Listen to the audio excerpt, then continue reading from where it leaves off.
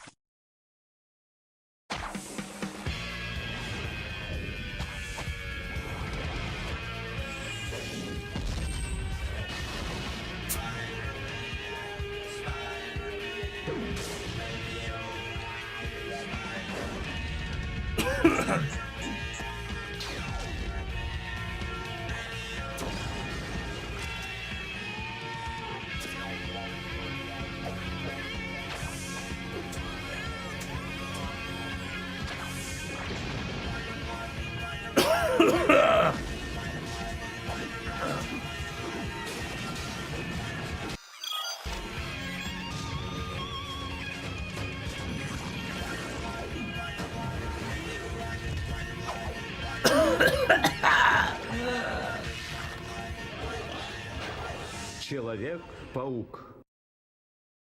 Chicky Breaky. I don't know what's in Chicky Breaky. Hey everybody, hola todo el mundo. My name is Joe. Mi nombre es Joe. My name is Mud. ¡Cárgame esa mierda!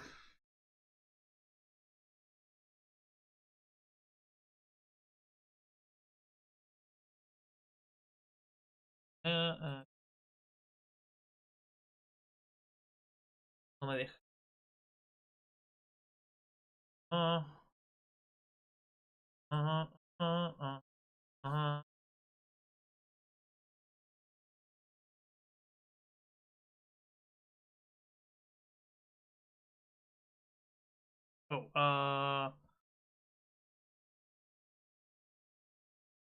All right, let's do this. Leroy Jenkins.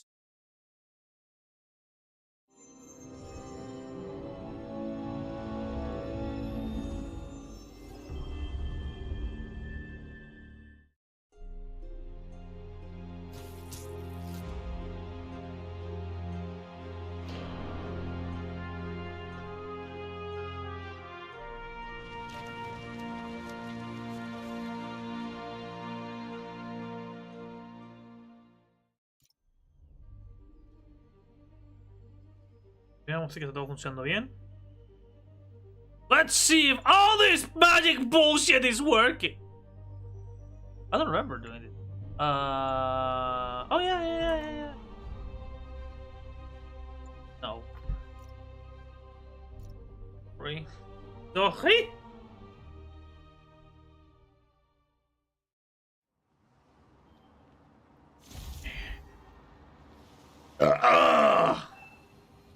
Oh yeah, it's working. Alright. Hold on, hold on, hold on, hold on.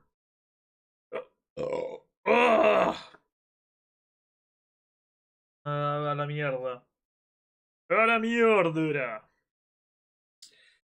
¿Cómo está todo el mundo? ¿Sabes qué? Soy estúpido. ¿Cómo está todo el mundo? ¿Cómo van todos? Espero que estén bien. I hope you're all doing okay.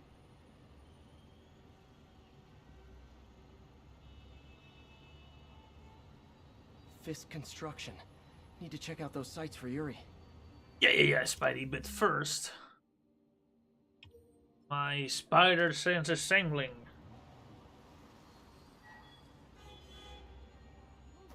Oh, but first. Getting much coverage. I should look for more towers to activate.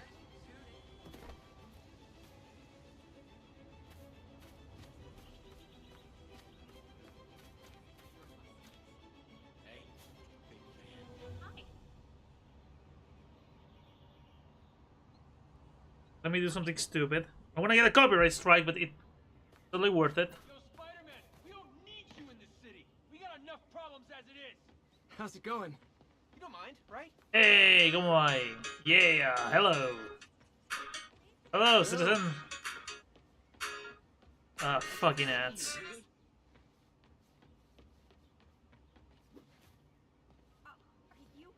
Are you really him? Not just That's right, it's me. cosplayer? Hey, no soy un cosplayer. Never. See the game last night? Spider-Man, the Spider-Man. Hey, es raro, nadie me pide selfies. ¡Ya! ¡Squid! ¡Ardilla! Ah, fallé. Officers respond. We've got a 1010 narcotic sale in progress. Officers needed in Central Hey. Park. Freaking masked menace. take My a brother break. worked for Fisk. Freaking unemployed now. Thanks a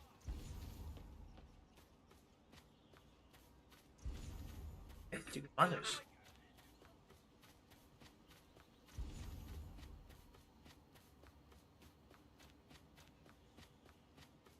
Wouldn't be New York. Cosplay mode. Vamos a pelear contra estos weones sin usar ninguna habilidad. ¡Ah! ¡Ah! ¡Ah! Contacts like this. You don't know who you're messing with. This ain't fair. You ain't ready for this. You gotta keep him on the ground or we're done.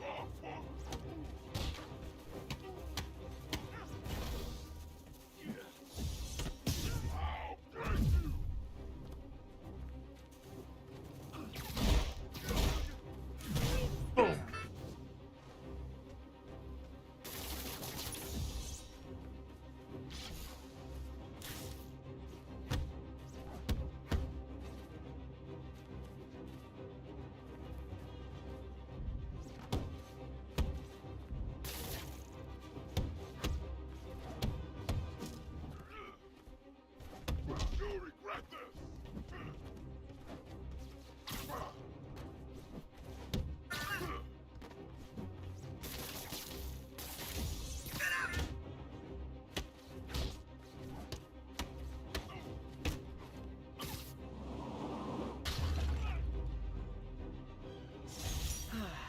Nothing puts a pep in my step like halting an illegal drug deal.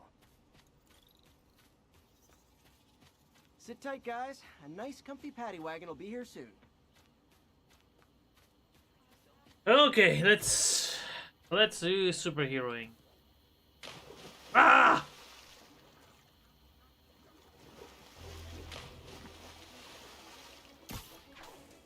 Much better. Officers be advised. A mugging Mucho was mejor. just reported. Incident was reported in Central Park. Ah, estoy trabajando.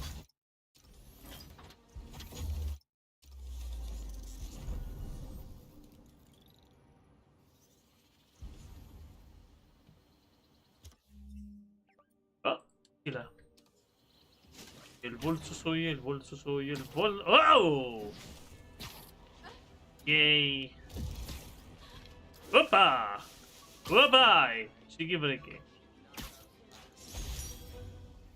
I beat this wrestler right after getting my powers. Never had that much money before in my life. Or since, come to think of it.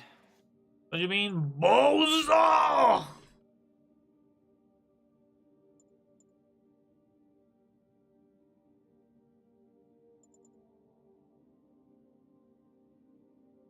Ah, se lo juego pegado.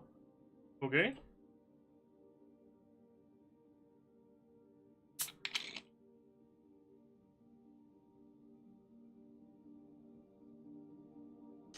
¡Por eso no puedo tener cosas lindas! Oh, there we go. Final.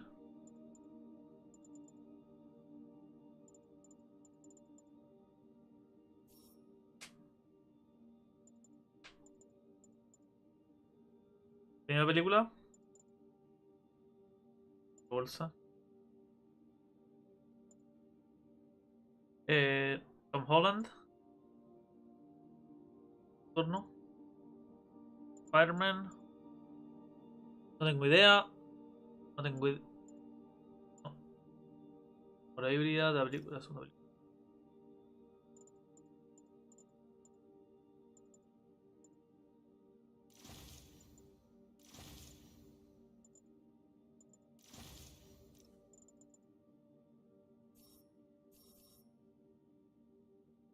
Cambio.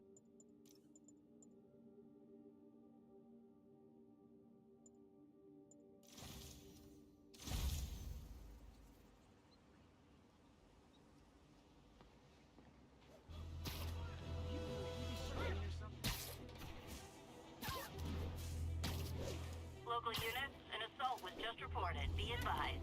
Any officers near firehouse, please copy. Seriously,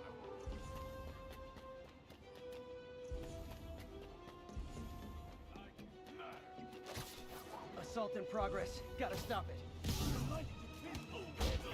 Is this the mosh pit? Great!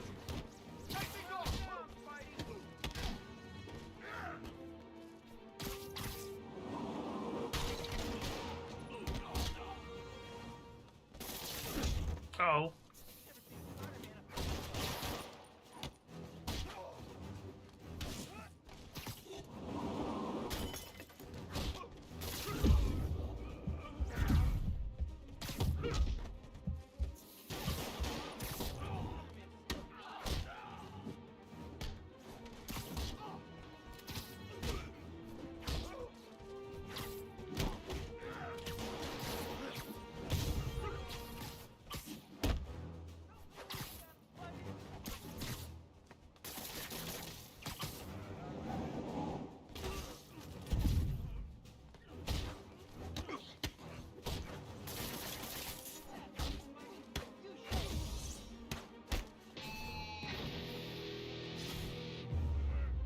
I need to learn how to do it. I realize the irony in me saying this, but I hope you've learned not to hit people. thanks. I think I'll be okay. You okay? Excellent. Gregory, my boy! Where are you?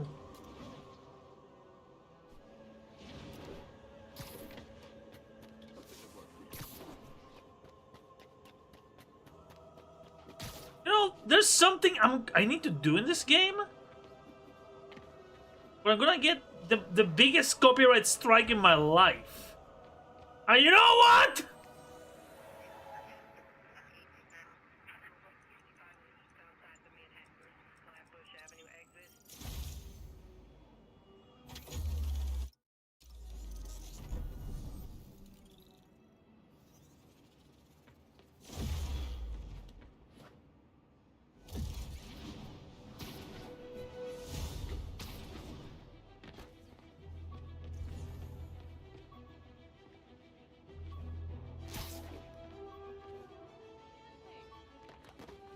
Oh, sorry.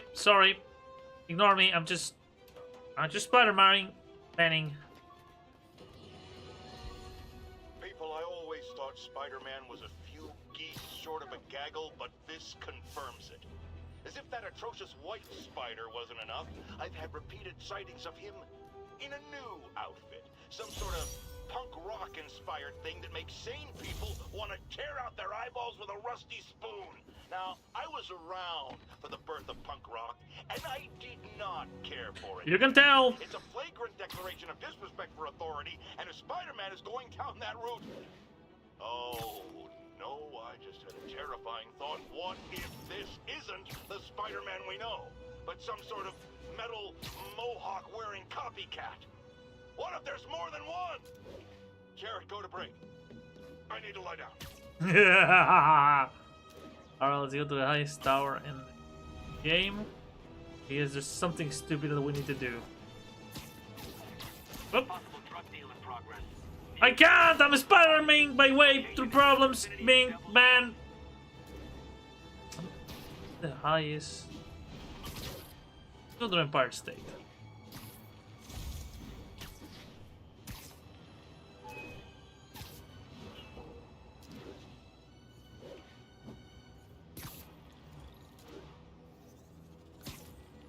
There's something that I do in every playthrough of this game, and also I'm so glad I learned about the SD card.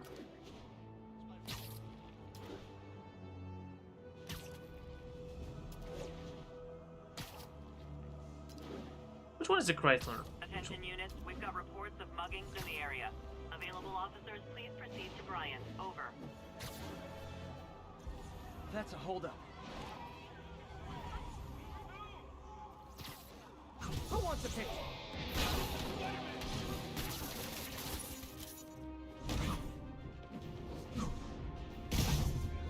Fine, broken.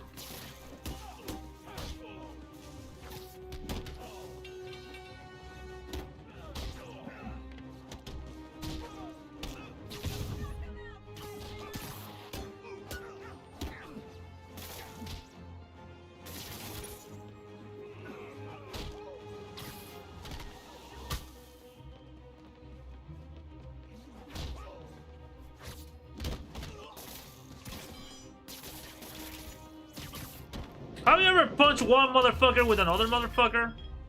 And no more muggers. Ah, I love a happy ending.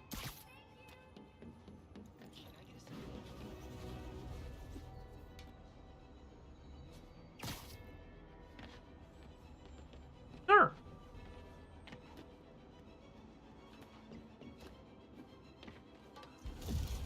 Okay. Where is it? Oh, there's the dinner. Coming through! Hey, before you go, can you sign this for me, kid? Yeah, sure. Oh, auto wave. Deve essere. Sería surreal que la gente tuviera que firmar cosas, ¿no lo crees?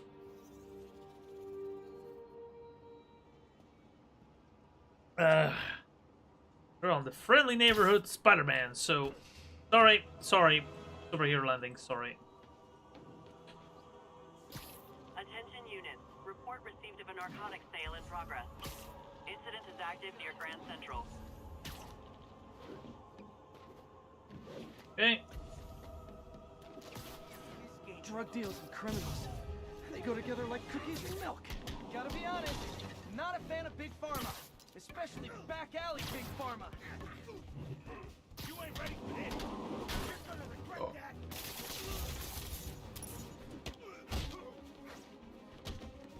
How I thought today was gonna go.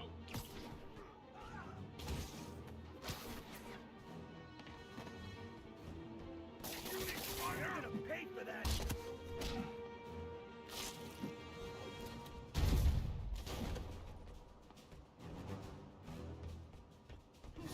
No warning when I break your bone.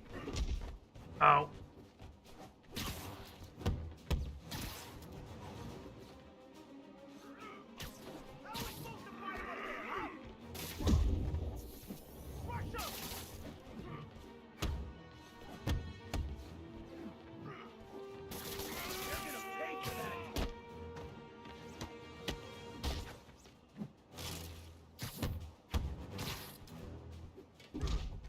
Shit.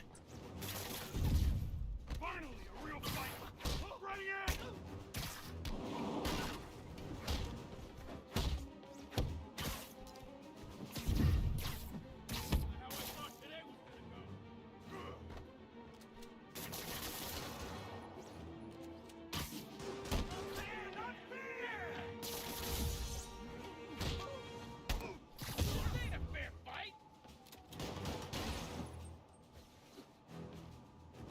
baby, you're gonna be so easy.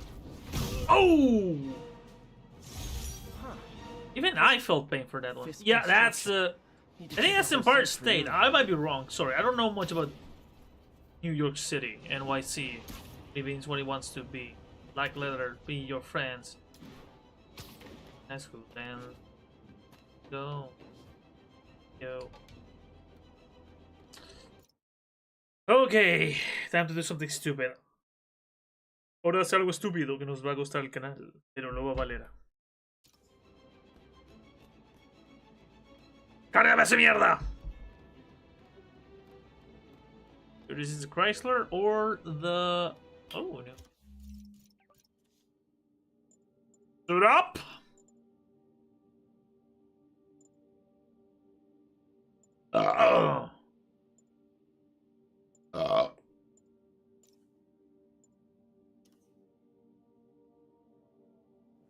I wanna do this and they're gonna go church upon. Hey, what the fuck was that? Hey, baby! Thank you, Iwas!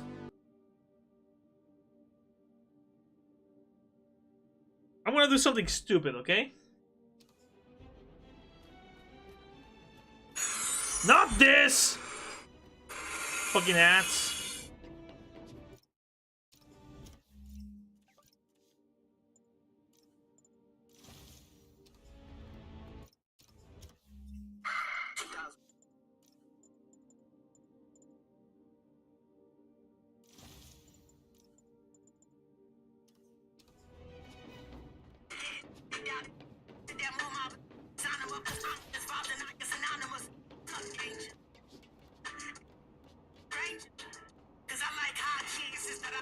Yeah, it's the first Spoderman game.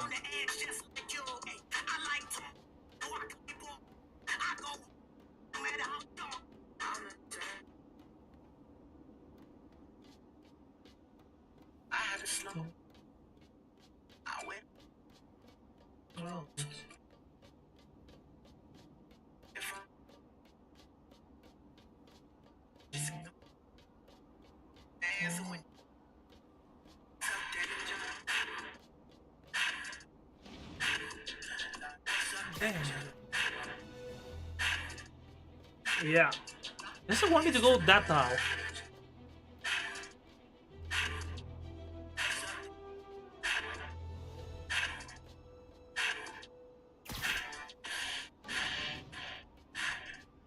Okay.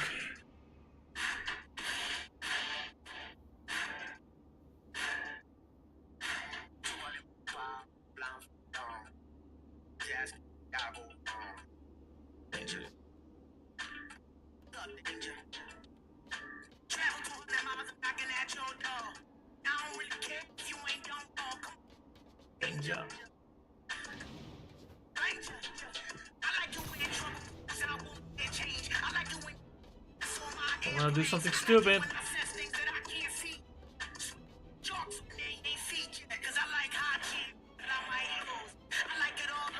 Okay, we have... I see. Is that... I assume that one is the Empire State. This is the Chrysler. That's...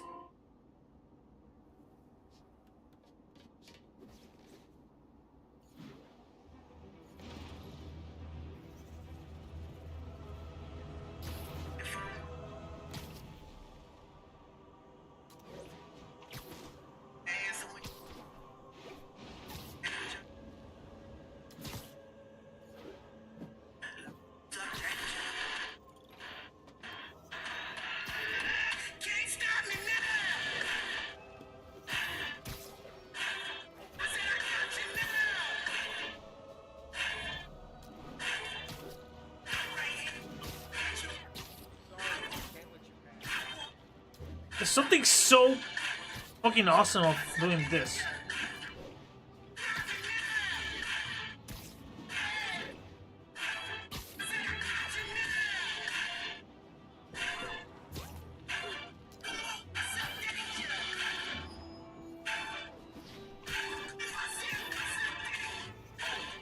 We got an armed robbery. Please respond.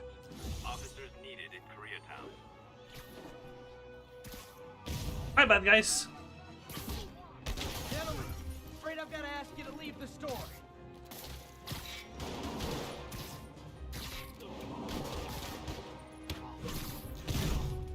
something so freeing about just being able to parkour through this game. Really him? Oh shit, he has a machine gun.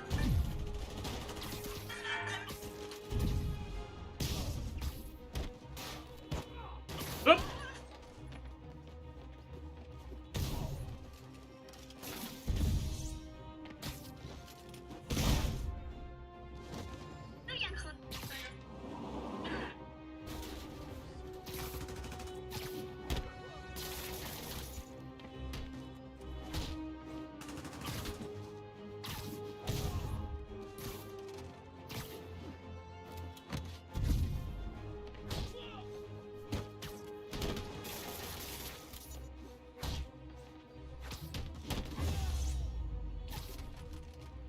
I want to try to do my favorite thing in this game. It's so fucking stupid, but I love it. Ah, I cannot take the subway. Texted Yuri to pick these guys up. Oh, I wish there was a Spidey emoji I could put at the end. One can only dream. How you doing, Niwas? I hope you're doing fine, baby. If I ever see Jameson, I'm giving him Hey, everybody. Now let me go with the other suit. Hey, which one I unlocked? Yeah, there's a couple of suits I'm not familiar with, so I'm gonna ask Bizarro if he can, where at? Here it is, Spider-Punk. I am doing, I had a rough couple of days. Went on a date, because of the shit I went through, if you know what I mean. Nice weather, huh? The chick decided not to date. Because it could affect her Twitter. Okay.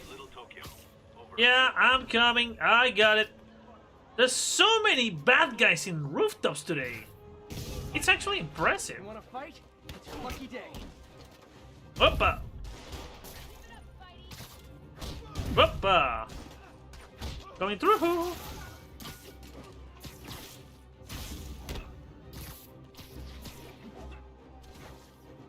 Shit!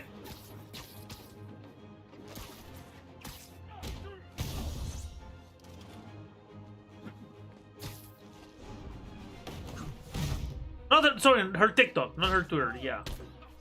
Yeah, because of the shit I went through, she doesn't want to be associated with me because that could affect her her likes.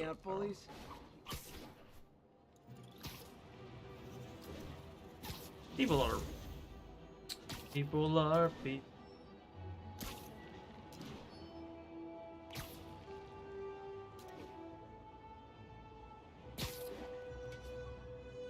People are people.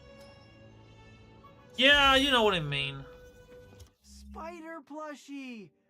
Oh, a toy designer made this prototype to get me to license my likeness. Too bad there's no way to get paid without revealing my identity.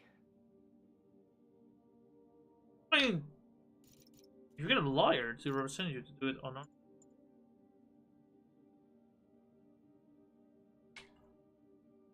Or make the money go to charity.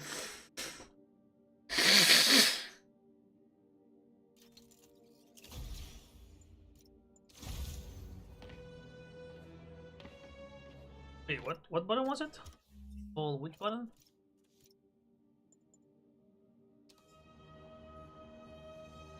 Boom! Baby! Yeah, but I haven't gotten laid in a while, so... Opa! Yabba! Cheeky breaky! Yeah.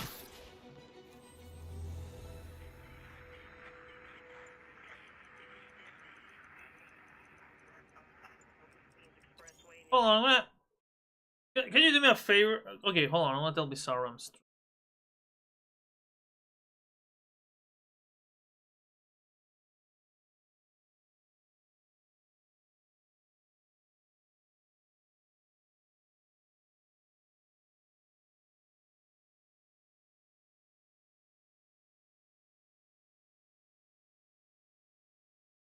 I mean, yeah, but she would kill him if she smashed him. Oh, you mean like legally? Yeah.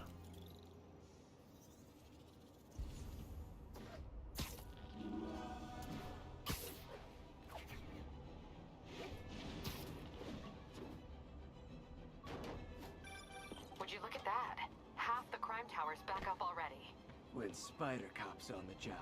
Come hell or high water, the job gets... Nope, nope, nope. Nope. She'd never admit it, but the chief was warming up to Spider Cop. His casual disregard for by-the-book thinking was a breath of fresh air. She'd come around. Someday. Yeah. I doubt it. Oh, we need to call this cocksucker. He might know. Maybe this'll help me balance work and a personal life. If I ever find time to read it.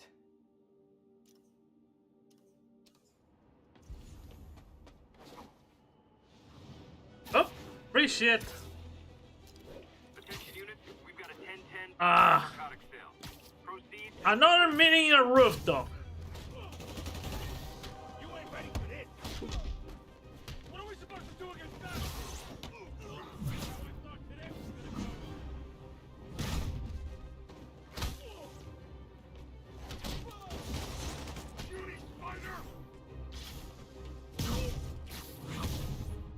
Alright, who's next?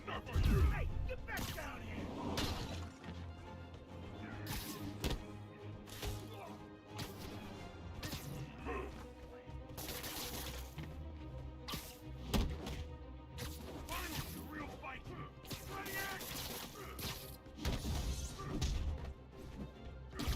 Oh shit.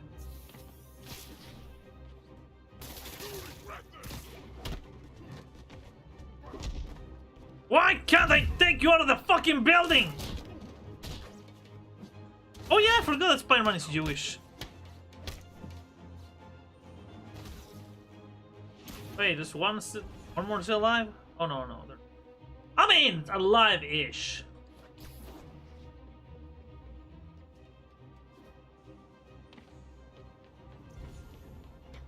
I think I lost him.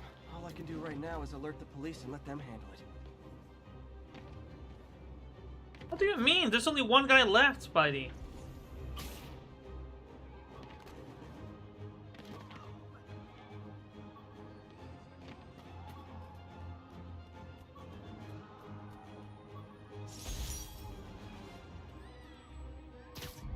I love doing this. Howdy! Hello there.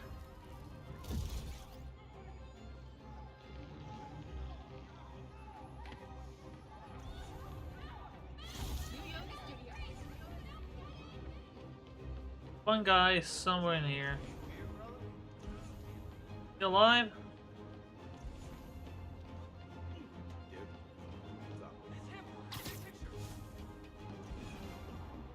Oh, that's you.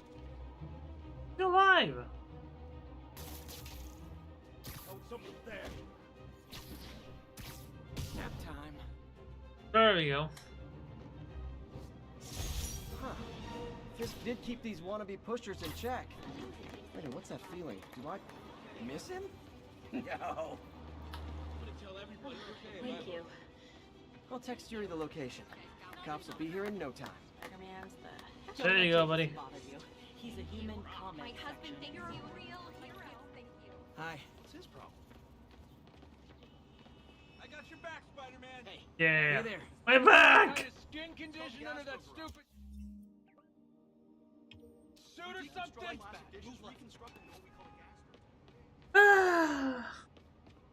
That is not my fault.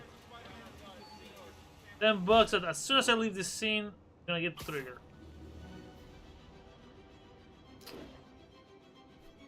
Ow! So how was your day? What you been up to, baby?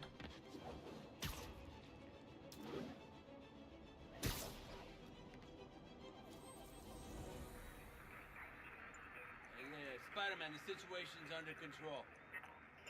Doesn't look under control, man. Nobody's here estar bajo control. Oh. My common sense is thing.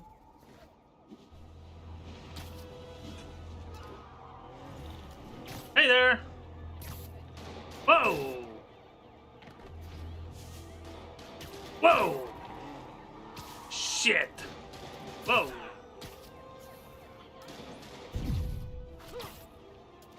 Yeah, Yeah, I got it. Whoa. That was the last shot, the one that gets me. Ah! Hello! Is this my Uber? How dare you take my card for prom night? I never borrowed to you! I'm sorry, this is my first time driving. Ah!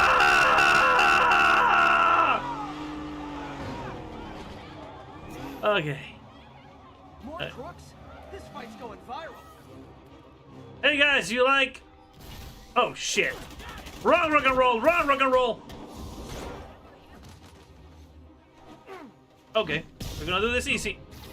Oh! Offer a webbing clause yet? $1 million idea just waiting to happen. Present from the boss. The kingpin. Oh. Uh-oh! Shit! Kingpin has bankers!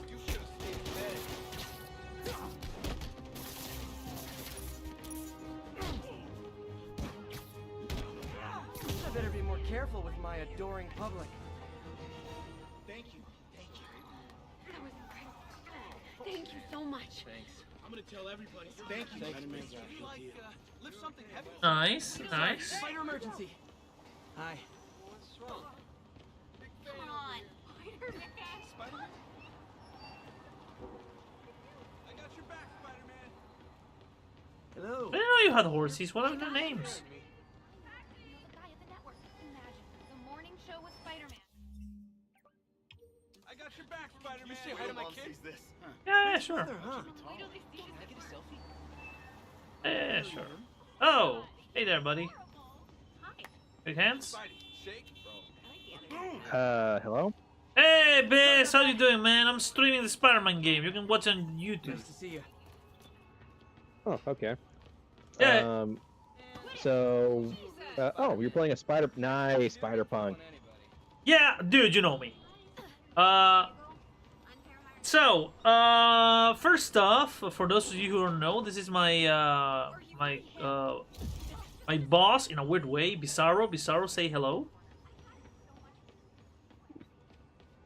Kira. Hey everyone, and Joe, you're still paying for Ty's therapy bills. He never got over what after he learned the truth of how you made those sounds. Oh, dude, I told one of the voice actors I met yesterday, and he was like, "It makes sense, but I don't want to know." Then I told him, "Yeah, there's a reason why. If I could, I would totally like to fan the Blitzo." Like, oh, wait, because it's an easy character for you, or because you're very close to the character? What do you think, genius? Yeah, no, that would fit too well for you. And but yeah, like yeah, okay. So, are you playing the first game or the second game? Yeah, the first game. Like, this is my second playthrough. Okay. But I never finished it. Funny enough. Wait, you've never finished it? Wait, are you saying you never finished it? Like, you never 100% it, or you never finished the story? I never finished all the DLCs. Oh, you never finished the DLCs. Oh, okay. Yeah. Are you just doing the main story, or? I'm gonna do the main story and the DLCs, but then I'm gonna do Spider-Man 2, the Electric Boogaloo. Yep. Which, by the way, I will say this right now: R.I.P. Tony Todd. May you rest in peace. I was gonna say, funny enough, Ewas was saying I need to go to a mirror and say 3 times Bizarro, Bizarro, Bizarro for you to come up. Yeah. Actually, I just realized why I say R.I.P. and then rest in peace is the same freaking thing. It's like Chai Tea. Holy crap! I literally did the Chai Tea bit. Yeah, I know, because you're a godless idiot. But other than that, man. No, He's trapping someone inside that car. That's yeah. everyone. No, I don't know. Today I have felt very fucking chill. I have no idea why.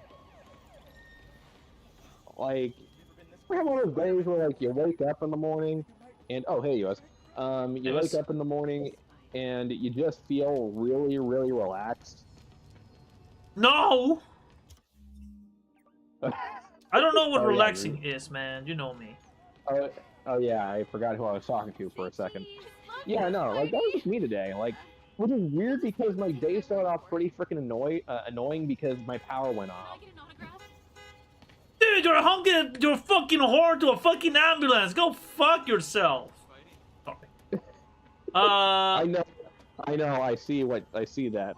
So I got a couple of questions. So first off, which of all the suits that Spider-Man has, which is the one that he wears to cry whenever Paul is pounding MJ? Which one is the cock suit? Oh, I know. Okay. There we go. What? Let's see, what's it? The bombastic Batman suit.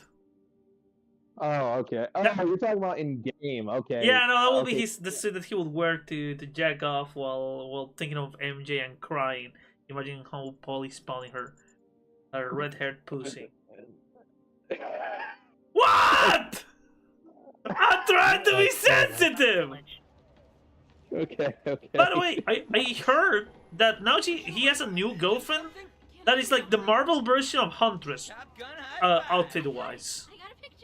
I don't know if that's true. I haven't been reading the Amazing Spider-Man title. I'll check. I'll look it up later. But if that's the case, okay, interesting. I'm calling it, man. In the new movie, we're gonna find out that MJ is dating a guy called Paul. Yeah, they're gonna say, "Oh, you're dating a guy named Paul," or I don't know. They'll just not, or they'll just have Peter date Felicia again because that's one thing I do know is happening. That apparently, despite the fact that they broke up, like, cause again, I haven't been reading the Amazing Spider-Man, but I know this happened. That after like the whole like Kamala Khan thing, they broke up, and then Peter kind of just did the same shit he was doing in the beginning of the series, but now they're gonna get back together in the Joe Kelly run, and I'm like, wait, didn't you guys break up, and wasn't there like a whole thing that explained why you shouldn't date? It's fucking stupid. Okay, I have a weird question. Is there any Elseworld where he ends up with Black Cat instead of MJ? Yeah, there's a few, but they usually don't end well. Like the one that's really the one that I could think of at this moment, because there's been a few, but the most popular one was the what if Peter Parker didn't marry Mary Jane, where after like the wedding doesn't go out, and instead Peter starts dating Felicia, and he's about to marry Felicia. But then Felicia dies, and then Peter winds up hooking up with Silver Sable. You know what, man? I've been thinking about it, and in a weird way, do you remember Renault your boss? Yeah. I'm thinking about writing something like that, but with Felicia, with him and Felicia having a kid. Yeah, it would be interesting. Yeah, that's actually... Yeah, they've never really done... Like, those stories where, like, they've been together instead of being with MJ, but I don't think they've ever done one where, like, he had a child with Felicia. Yeah, no, but it's not like he's an absentee father, or it's not like he's, like, trying to teach his kids not to be a criminal. I mean, it would be an interesting story. But, like, he's actually settled down with Felicia. These guys are trading baseball. Yeah, like, it's a regular relationship and everything. Which actually, speaking of that, like, in the DLCs, I was actually kind of bummed out when they revealed that Felicia didn't actually have a kid with Peter. I was like, oh man. I was kind of bummed out, and the thing is, like, usually when it comes to these kind of stories, my mind would go, no, this is fake. He's lying. That's not true. But the game screwed with me because it already threw a curveball by killing off Aunt May, something that I didn't think any fucking version of Spider-Man would ever do, because for some reason we have to keep this old woman alive no matter what. Gotta catch up. Like, so yeah. Who taught you how to drive? Karen Fu activated. Here's your stuff. Wait, can you imagine Wait, if there's a villain who's literally a podcaster slash YouTuber or whatever, streamer. Why is there not a supervillain who's a Karen? I mean, technically don't know. there is. Technically speaking, there is, but in the animated series. Yeah. Fisk did Well, keep these no. wanted Also, posters keep in in mind, check. there's also we do have I'm forgetting her name. Liz Allen. God, why did I forget that character's name? Liz Allen kind of went that route, like during the slot run, like near the tail end of the slot run, where for some reason Like, she okay, went freaking nuts. hear me out. You, I'm talking from an animated series standard because I don't remember. Do you remember when MJ went missing, and I think MJ's aunt hires the Punisher to kill Spider-Man? No, he went. No. She hired Frank to go hunt down Peter Parker because, like, he's like, please find my niece and stuff. I think, and like, she points to Peter Parker because, yeah, like, well, Aunt May doesn't like Spider-Man in that continuity because back in the '90s she didn't like Spider-Man at all. Yeah. MJ's aunt was like hated Peter Parker, like to the point where at one point when the chameleon is posing as her, the reason why Peter immediately thought something was up was because she was so nice to Peter. Because she's never nice. Like, wait a minute. Well, nuns don't work on Sundays. Man, Fisk goes away and suddenly it's Okay, amateur but hour. I remember, help me out, but also the Fantastic Four's cartoon had an old Karen that was their neighbor, right? Yeah, they also had that. For some reason, like the early '90s in Marvel, for some reason had a thing for just nagging old women, treating the young heroes like shit. It's telling the kids why they shouldn't get a girlfriend. Once the menopause happens, they become assholes. No, I think the warning was, hey, look, if you're gonna hook up with a girl, pray that she lives alone, or at least doesn't have or at least lives with a non-elderly relative. Wait, what was the word that Stan Lee would say whenever he introduced himself to his fans? Hello, shit. What was the word? Look at it this way. If I'd actually True let you break believers? in, Hello, true believers. Today you will learn the dangers of menopause. This is why you don't date a girl who's living with an elder relative. Excelsior! Even introduce himself as the journalist. I'm sorry, I had to. But also, dude. The thing that destroys my psyche is this elderly woman going like, hello, Mr. Castle, I would like to hire you. I don't work for pennies, lady. Well, that's good, because I have a lot of pennies here. How much do you charge? $30,000.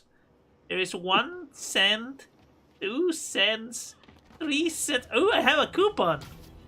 How the fuck does this old lady get money to hire Frank Castle, man? In the cartoon, they have to as if they're a little bit well off. Yeah. Oh yeah. I mean, because back in those days, the stereotype with old women they were money pinchers, and if you're old, you probably have like a shitload of money hidden somewhere.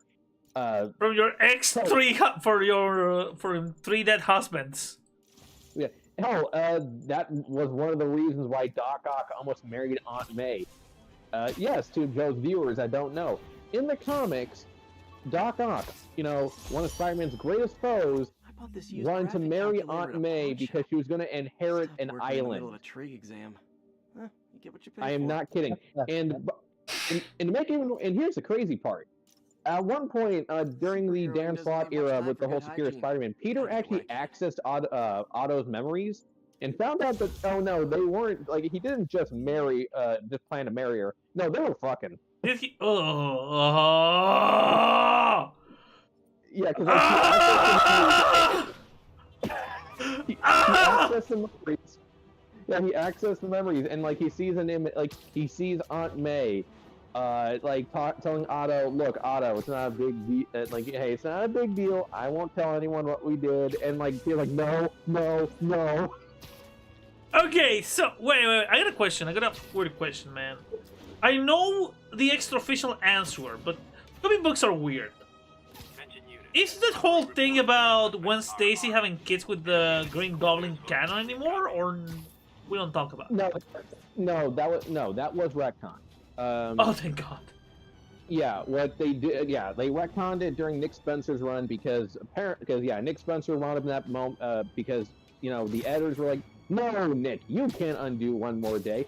Fuck that. He's like, well, can I undo since past? Oh yeah, we're fine with that. We don't go fuck. So they retconned it and had it be that they're like Norman and Gwen never fucked.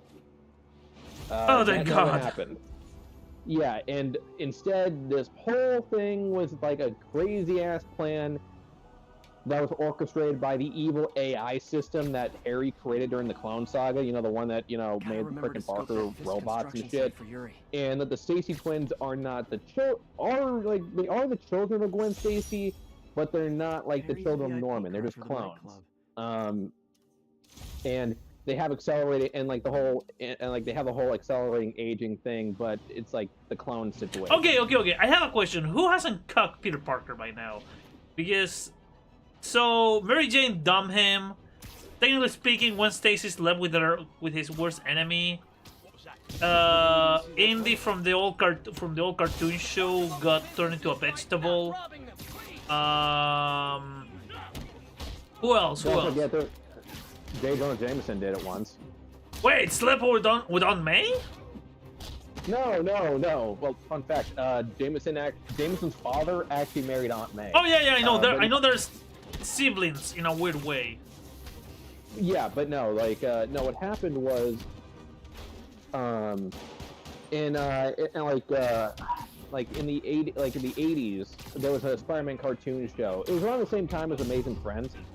And instead of having Mary Jane or Gwen or any of the usual women in Parker's life be his relationship, they actually focused more on Betty Brant. Which, okay, granted that Peter did pursue Betty first before Gwen, but you usually don't expect them to go for that, to have her be like the main love interest. But at one point, she gets so annoyed with Peter, she decides to go on a date with Jonah Jameson.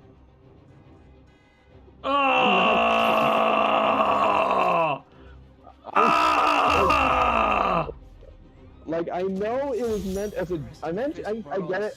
Look, we all know it was meant as a joke, and we know that they probably didn't do anything. But doesn't make it any better, my man. Yeah. Okay.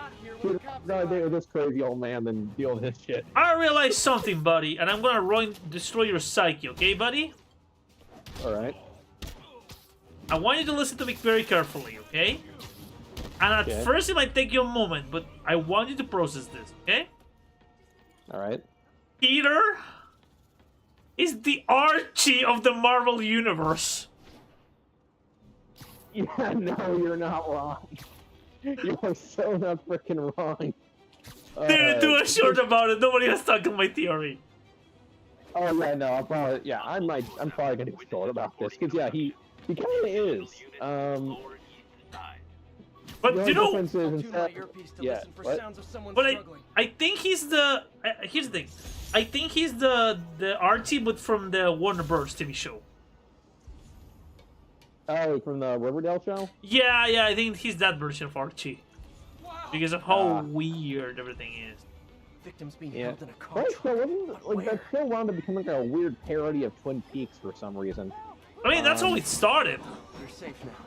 Thought I was gonna die in there. Yeah, they apparently got even weirder in that show. Apparently the Mothman became a factor, and also they all got superpowers, and they started making it got it wasn't as weird as Twin Peaks, but it got they had some bizarre concepts.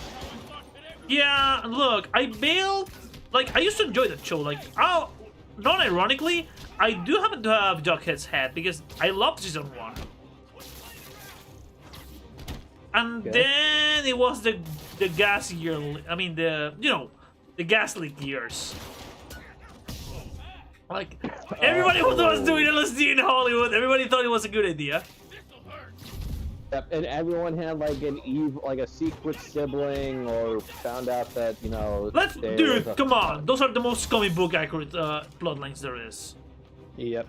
I mean, hell, Peter did have a secret sibling, and because yeah, they had that whole thing where like Peter found out, oh, I actually have a sister, or maybe she's not really my sister. We'll never actually answer that question. Seriously, they never give you a straight answer on whether or not she's really Peter's sister or not. Hey. So Peter has a sister, maybe. Technically speaking, he has a brother. If we're talking about Ben Reilly. Yeah, Ben Reilly and Kane. Yeah. But again, dude, I won't lie, man. It would be so interesting to make like a Renal Your Bowels with different characters. Sorry about that. Because I know that... Yeah? Oh, no, yeah, it would be interesting to see that happen. I know some fans who've wanted to see that kind of story happen with T'Challa and Storm, because... Yeah, if you look at promotions and stuff, you can tell that some writers regretted breaking them up. Like, they did decide that, like, they kept them broken up for some reason. I think it was due to... it was due to the whole, like, you know, corporate synergy thing that they didn't, because no mutants were allowed, so they stayed separated, but I don't know, sometimes you'll just see moments where, like, you can tell they did regret it, that they want to do more with her. More with them as a couple. You know what I would do, man?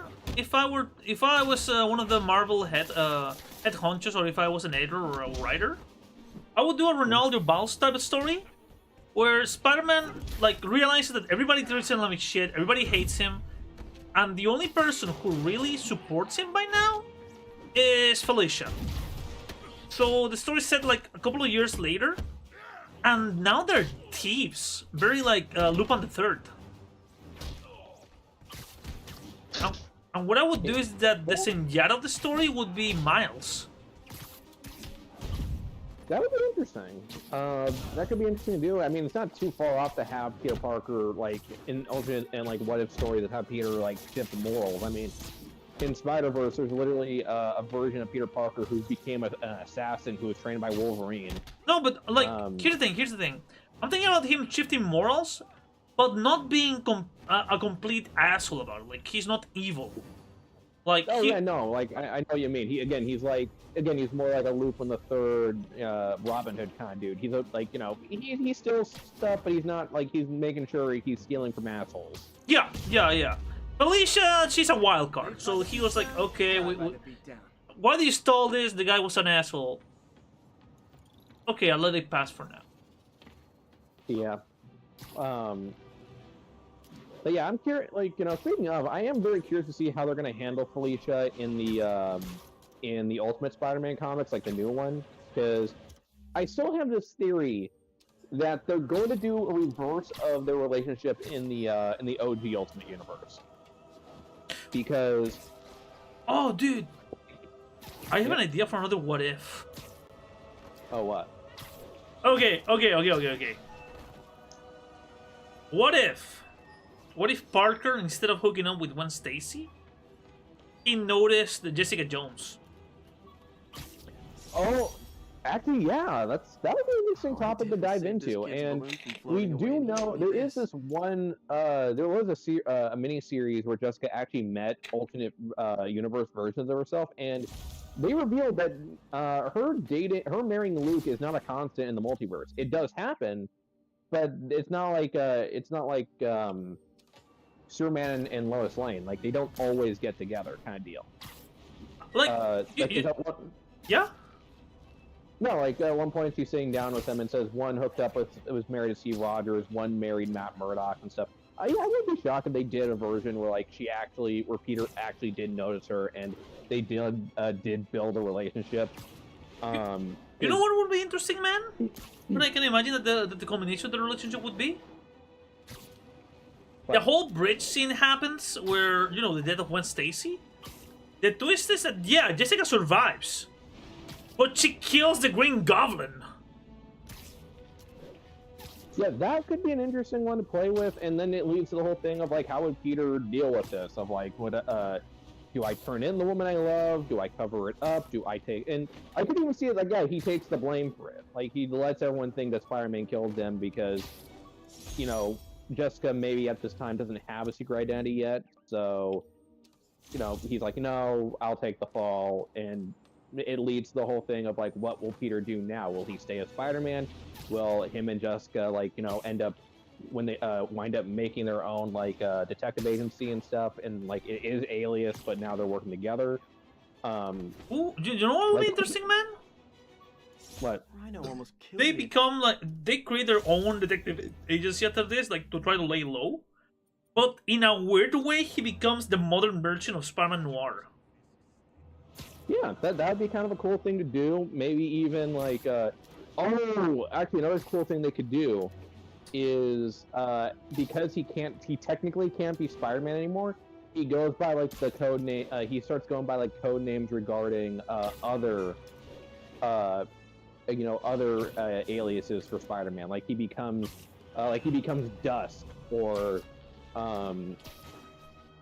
he becomes this universe Scarlet Spider, because in this version the Clone Saga probably will never happen. Again, you could play with other ideas of what Peter could end up being. Oh, dude, like I'm thinking, it's a controversial point, but should the Purple Man be involved in the whole story, Kilgrave? And if so, what will Peter do if he finds out? Like I can totally see him going full black suit. Oh yeah, no, I could totally see him. Yeah, like it'd be like that scene in, it would be like that scene when he fought Norman in the OG comics, where like when after Gwen died, like he just beat the shit out of him and everything.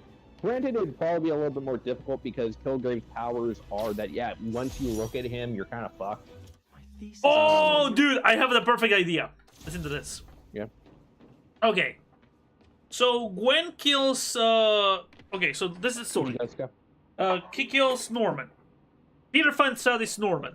He has a mental breakdown. They take a little bit of a break because of this. He decides to kill the Spider-Man image. Okay, like he sends an alert to fucking Jameson saying, "I give up. Here's the suit." Okay. Jameson fucking agrees. He celebrates and all that shit. He and her go like, what do we do? Like, I love you, you love me, we done fucked up, but we did something like nobody else was gonna do. Let's take this type of shit in our hands, but let's try not to kill anybody. We jump a couple of years later. A woman's kid went missing. They find the killer. Jessica tries to kill the guy. Peter goes like, no, not again, Jessica, we cannot do this shit anymore. He was like, okay, but you have to deal with the responsibilities. They capture this guy. Oh, the guy... Like, here's the thing. The guy's a maniac. When Jessica goes missing because of the whole Kilgrave situation, instead of being a couple of years, it's gonna be like a couple of days. And Peter goes to see this guy. Imagine this man standing in the middle of the room, knowing that Peter stopped him. Knowing that Peter is Spider-Man, but he says nothing. But like... I need to know the psychology of a serial killer. Tell me, Cletus, where is my girlfriend? Oh, that'd be kind of cool to see. For him to be their Hannibal Lecter. Yeah, that would be interesting. And yeah, I do see that there would also be some interesting complications regarding it, because there would be some people who would still pursue Spider-Man. Like Craven would definitely be like, he'd still go after Peter. So he'd be like, yeah, no, you don't just get to walk away from me like this. Like, you can't I can't have the hunt end with you just quitting. So he'd probably pursue Peter as well. Like, there would be some Spider-Man villains still out there wanting to still get a piece of that. But you know what I would do? Yeah. If I were to write this story, like the first issue, like the first let's say 30 pages is just the backstory of Peter, Jessica becoming a thing. Jessica kills Norman, and the story ends up with Spider-Man No More, with Peter sending the quote-unquote dead body of the Spider-Man suit to Jameson. And the second story, I would start it with the anniversary of Spider-Man's death. Like, Jameson is doing, like, he's not throwing a parade and whatnot, but he's denouncing the Sons of the Spider. Vigilantes who wear the Spider-Man suit, or variations of it. Okay, that'd be kind of cool. Maybe you can even have some of them be like this. Again, they could be kind of a reference to the Swingers. Like some of them, like again, like they're the guys who would have become like Dusk or Prodigal or Hornet, like those guys. Yeah, So that'd be kind of a cool thing to do. There- Oh, by the way, speaking of detectives, Yeah? oh wait. Speaking of detectives, guess what's coming out this week in the U.S. Shoot. Black Sad. Oh, a new issue, a new book. What? Yeah. Well, remember, I know you probably already read it, but All Fall Down didn't come out in the U.S. Oh yeah. Yeah. So part 1 came out, but part 2 didn't come out for us until this week. So when I was actually checking to see what books were going to come out this week, and when I saw that, I was like, to quote a YouTube video, I just went, yes, fuck yes, finally. Boom. I love that scene of the bear scene. Yeah, because. Yeah, to Joe's viewers, I fucking love Black Sad. It is one of my favorite. It is one of my favorite comics. For those of you who are too square to know, Black Sad is a furry noir comic book. It's what if? Yeah. I don't know if I would go. Okay, weirdly enough, despite the fact that the main characters are anthro, I don't know if I would consider this being a furry comic. It's a furry. It's just kind of, wait, so is anything with anthro considered furry? Yeah. You guys, can you vouch for this? More or less. Okay. It's like saying, if you're gay, are you part of the LGBT community? Yeah. Okay. Yeah. Anyway, hey, but Black Sad... Teenage Mutant Ninja Turtles are considered furry by the community. Okay. Yes. Yeah. Well, technically, it's it's scaly, but it counts. That's like a subcategory. No. I was gonna quote Brendan from College Humor when, remember when he was the CEO of Tumblr? Sounds like actually it's technically a scaly. But do you think that matters? The freaking nomenclature. But But yeah, so Black Sad, it is essentially the best way to describe Black Sad is think Zootopia if it was adult, gritty as hell, and took place in post World War II America. Or picture video games like LA Noire, but they might need the protagonist being a fox in that case, or Sin City with furries. Yeah, or in the case of Black Sad, a cat.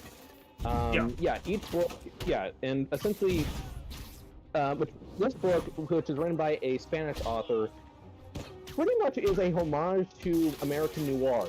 And again, you would not be able to tell this was written by someone who's not American because he does his fucking homework. Because each issue dives into different parts of the American history. Yeah. The first story is more of a classic noir story of, you're just trying to find out who killed this woman.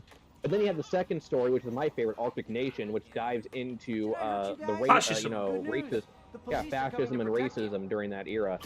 And then the third story dives into McCarthyism and the Red Scare, which I was like, holy shit, it's a really good one there. The fourth story, Amarillo, it's a homage to the beatnik movement, to guys like Jack Kerouac on the road and all that. Yeah. Well, wait. No, that's the fifth one. The fifth story. Yeah, no, that's the fifth story. The fourth story is Silent Hill, which dives into which. Okay, funny enough, I didn't realize this until someone pointed this out, but it was actually it was partially inspired by the movie Angel Heart. The setting. The setting, because it takes place in New Orleans, but also it dived into how jazz musicians were treated during that era and how people would screw them over in the most insane ways possible, and some of the weird ways they would they would try to manipulate them into staying with them in their contracts. It's a batshit insane story. And we do have references to and there are also references to the more supernatural history of New Orleans. Like, we have a character who, Madame Gibraltar, who I feel like was supposed to be a more important character than she ends up being, but you know, man, cool. It's funny because you know how comics have scenes that burn into your memory, like Lois holding the body of Superman. To me, the scene that tells me Black Set from that issue is the parade with the devil's costume. Oh, with the no, it was the death costume. Yeah. Yeah.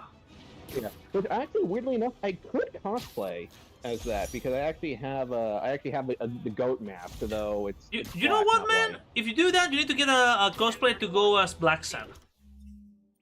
Yeah, we need something like that. But yeah, I definitely recommend people read Black Sad because it is such a great book that dives into, the American experience. And again, also a love letter to noir.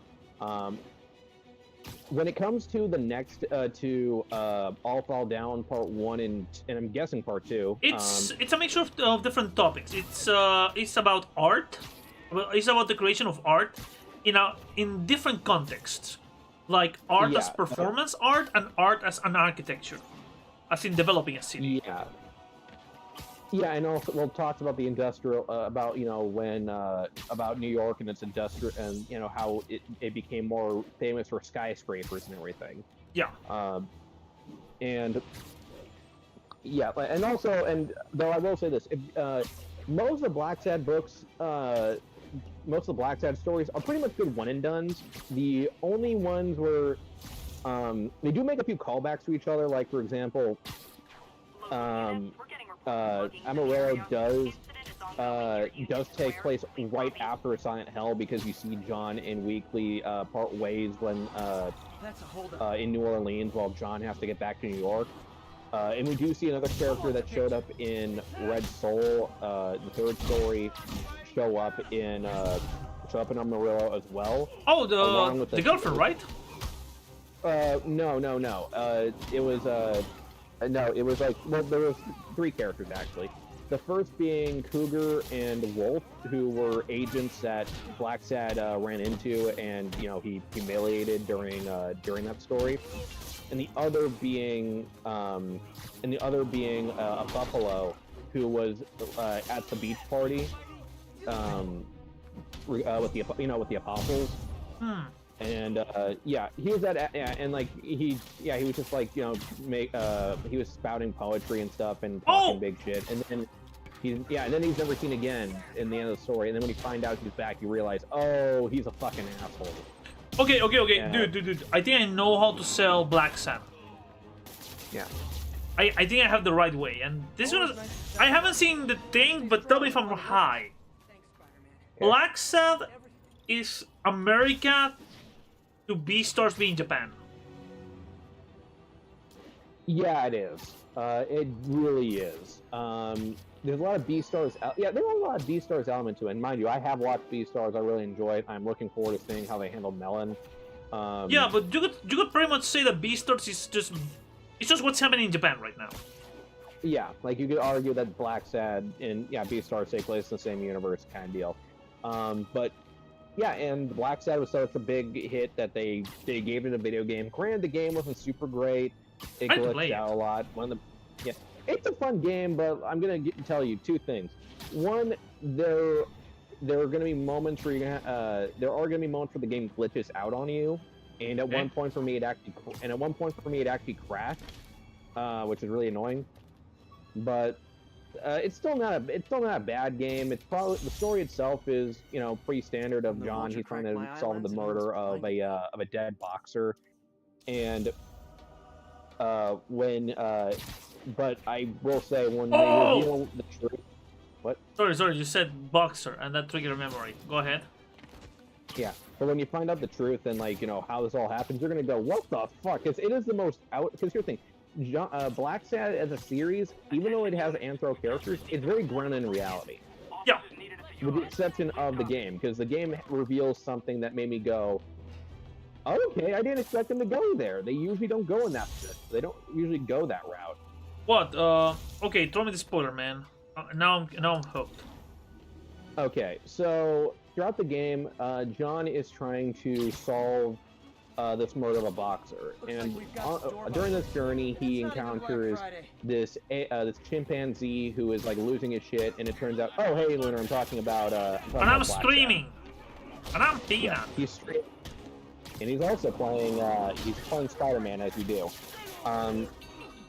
but Yeah, the like John's trying to figure out who killed this guy, find out why he was killed, and it turns out it was all connected to a conspiracy where a bunch of athletes were using super soldier serum to cheat. I am not kidding. It turns out like they stole super soldier serum from this Nazi to make There goes my there goes my you know, my YouTube thingy because I'm streaming on YouTube. Yeah. We said the word of the day, Nazi. So please like and subscribe and share the link so I can get money from this shit. I still find it weird if they didn't even try to tie it to Captain. You know what? Oh, by the way, Biz, I was thinking about something since you're here. Do a notice, like tell your post in YouTube that you're in my channel right now. Post the link so your viewers can hang out with us, like watching this shit. Okay, give me a sec. Lunar, like we were discussing how fucking bad the Spider-Man's love life is, and I came to a proper realization that's gonna break your skull, my man. Nothing about Spider-Man can break me any further at this point. Oh no! Trust me. It won't go like holy shit, but you'll go like, huh? Okay, are you ready for this, my man? Do your work. Peter Parker is the Archie of Marvel. Oh, I figured that out years ago. But he's not the Archie from the normal line. He's the Warner. He's the Riverdale Archie.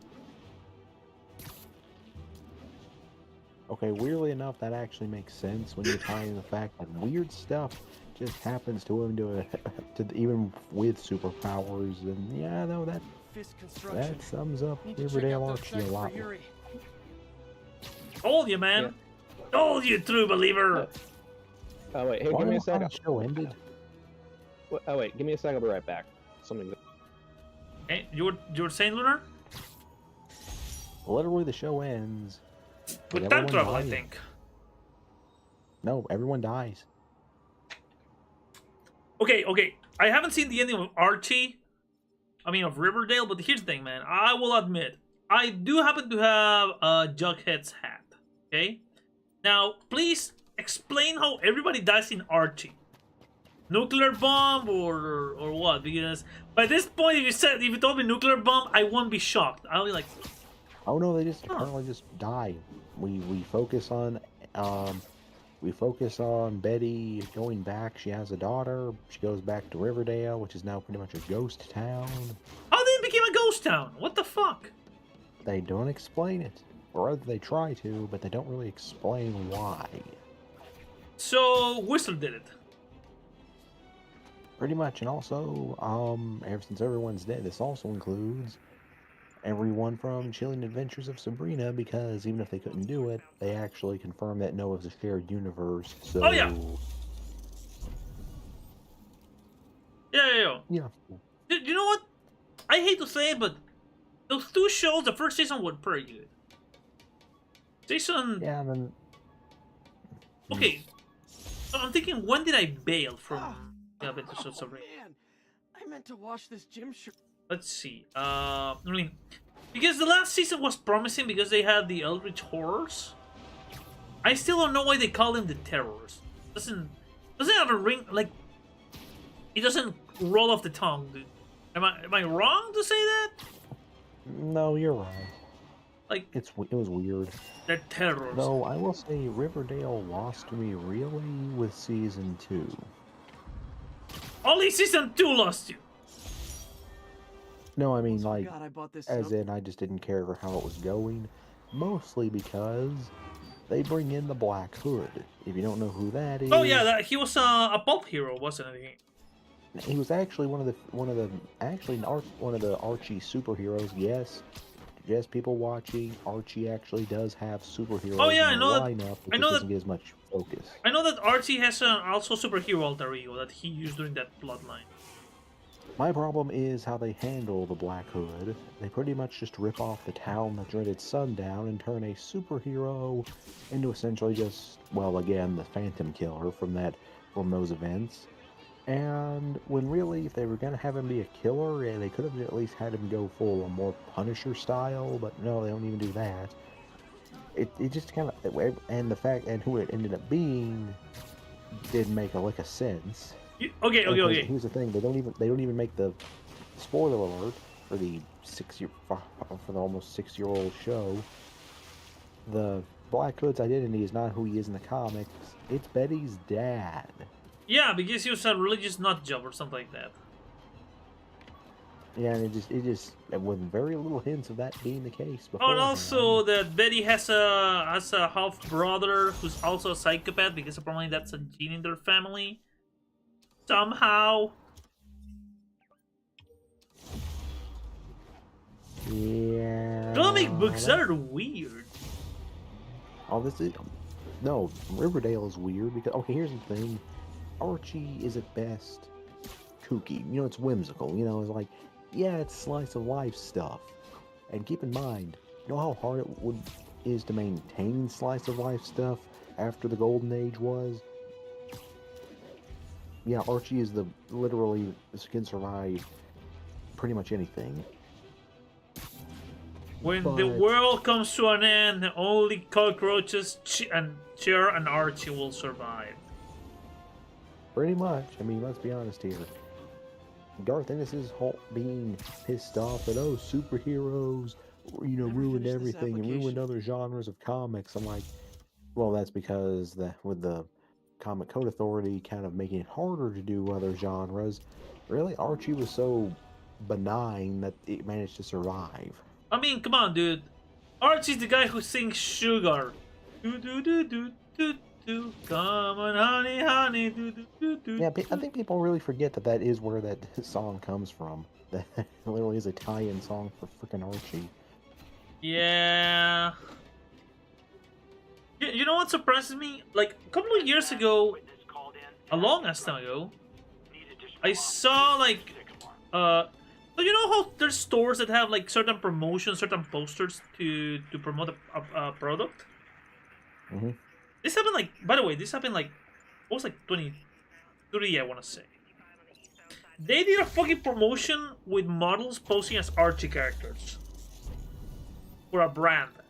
Like, before the show was even a thing, before the show was even announced. I can see it. Archie is pretty popular in and of itself. I also remember that same store did a promotion selling the Frankfurter official lipstick. I missed out on that. Yeah, no, they knew what they were doing. Yeah. Oh, dude, you are so fucking dead, man. Okay, that's it. I'm pissed. Welcome back. Are the kitties okay? Yeah, no, they're fine. I just had to clean the litter box. Ah, got you. Now, give me a second because I have to go. It's pee-pee time! By the way, we were actually discussing Riverdale, weirdly enough, after you left. Mm-hmm. You want to know how the show ends, Biz? How's it end? Everyone's dead. Oh yeah, like wasn't it like someone told me it literally ends with like the world imploding or something? Yep, and they're all in heaven, which is an exact recreation of actual classic Archie. That is weird. Weirdly enough, that's not totally out there for Archie. Like, did you ever read Archie versus the Predator 2? Yeah, I know, where they literally end up running away from the Predator and they end up in another Riverdale in another universe that's from the rebooted line. Yeah, it's such a weird. And Archie is weird. Though the best Archie story will still forever be Jughead the Hunger.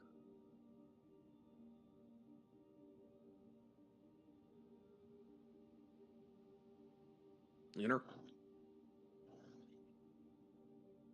Okay, so hold on. This? Okay, I am back from the pee-pee time. Also, something happened to me today that's kind of connected to you, Bizarro. Okay, what happened? Today I woke up and there was a clown's hand in my pants. That's what I did today. God damn you, Joe. I'm still surprised I can pull Murderface. I don't know how. I still can't. I'm still surprised you're still bringing up this frickin' bit. The bit will die when you get a girlfriend or boyfriend or whatever. I don't judge. I'm sexually hetero. Look, I'm sexually hetero, but $20 or $20. God damn, bro. What? How do you think I'm gonna buy my tabletop RPGs? They're expensive, man. Oh man. But Oh, but hold on. I want to say something. This. So, I'm thinking about the Spider-Man like stories we're working. So we have, let's see, Mary Jane No More. The one with Black Cat. I need a cool name that nobody has thought of before.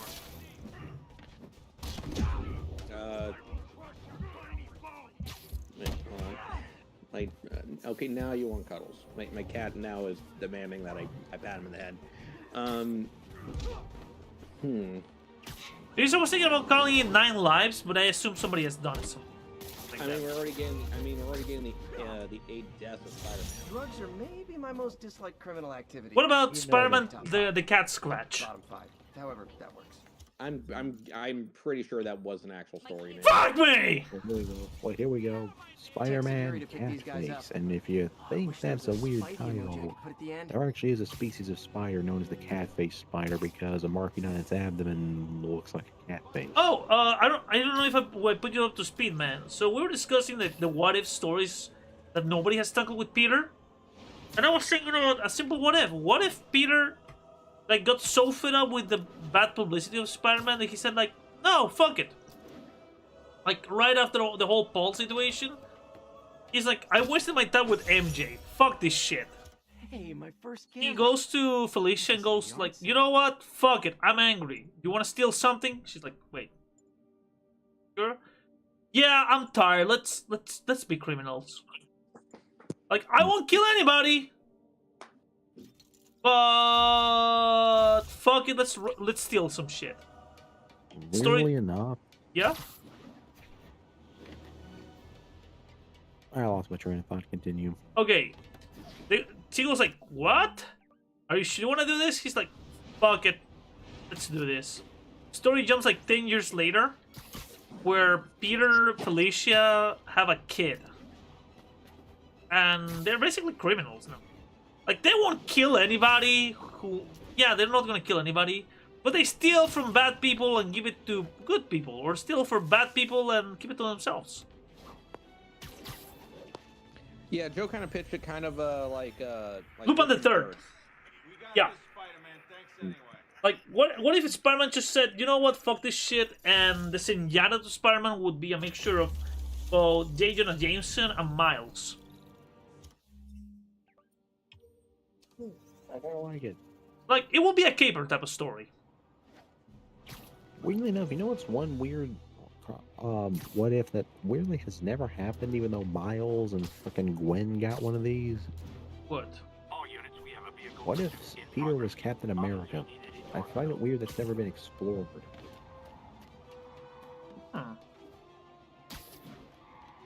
Peter as Peter Parker, or Peter Parker as Spider-Man being Captain America? Peter after Cap's death, or just rather him taking over as Captain America. Well, okay. Well, actually, this would be interesting.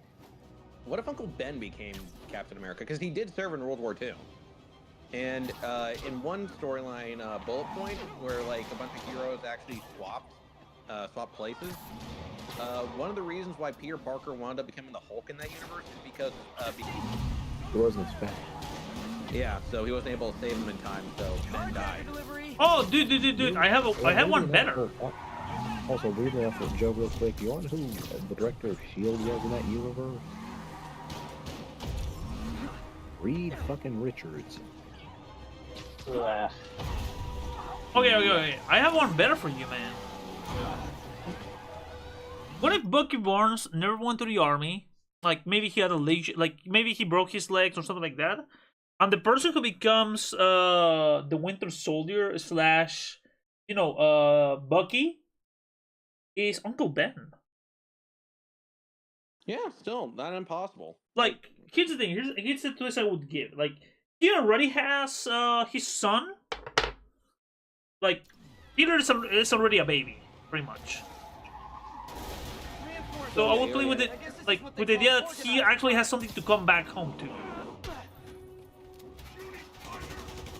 That would be interesting to see. Okay, but yeah, but if he's Captain America's sidekick, wouldn't that make him Benny? Oh, Benny. Well, you know, that could still work. Also, looking back, actually, it's funny how like they would find ways to link Uncle Ben with Captain America in ways. Like even in the '90s show. Yeah. I have a funny story for you. Yeah, because in the '90s show they actually had Ben also linked to Captain America. Well, sort of, where he was actually best friends with the Destroyer, who was actually one of the earliest heroes in Marvel, back when it was actually called Timely Comics. Also created by Stan Lee. Yep. Oh yeah. And didn't actually make Captain America. That was okay. Kirby Simon. I have a fucked up what if, just for shits and giggles. Yep. What if Uncle Ben never died? Okay. But he divorced from Aunt May and the new uncle is Howard the Duck.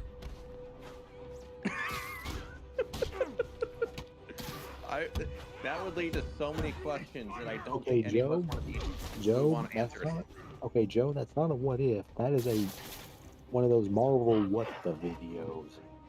Yeah, that it'd be one of those things. Which, are you saying that because Aunt May used to work for Howard the Duck for a while? Wait, what? Yeah, Wait, you didn't? Howard the Duck, he's a private detective. She became his secretary. Yeah, for a while. No, but I'm thinking like because of how she like she's freaky dicky and she hooked with a bunch of weird shit. Like, what if she actually dated like Howard the Duck at some point? I mean, that would be the weirdest thing she hooked up. I mean, most of the people that she hooks up with aren't that weird. I mean, she did almost marry Doc Ock. Yeah, I know. I told that to Joe earlier that yeah, they almost married and they did have sex. Which scarred Peter for life. Which makes him which makes it when Ock literally like takes over Peter's body infinitely creepier. Yeah. Oh, and I get a good idea for the story. I'm pretty sure somebody has done this though. Yeah. What if okay, I'm gonna be using like Peter was bitten by the spider, all that shit. Instead of being a normal spider, was a spider totem from Noir. And because of that, he becomes Sorcerer Supreme. No, that's happened before. I'm pretty sure that's happened before. Like Peter being the new Doctor Strange? Yeah, that has happened a couple times. Mostly in what ifs or one-off universes, but it has happened. It is an idea that does exist. Oh, by the way, the other idea we were thinking about, Lunar, is because this kind of is mentioned. What if Peter never hooked up with MJ? I mean, with Gwen, and instead he hooked up with Jessica Jones. You know what? That actually isn't a what if that's happened because even during House of M, they kind of went into the idea of Jessica would end up with Scott Lang, second Ant-Man. But they never actually did it with Peter, which is kind of weird because she actually legitimately had a crush on him. Yeah, well, no, remember, I freaking love this bit from New Avengers, where when they found out that Peter was Spider-Man, Jessica straight up said she was in love with him, and Luke is like, wait, what? So Peter can't let it go because, like, look, Luke, I swear I didn't actually know her in high school. Dude, just shut up. So here's the idea. Basically, they start dating. He gets bitten by the spider.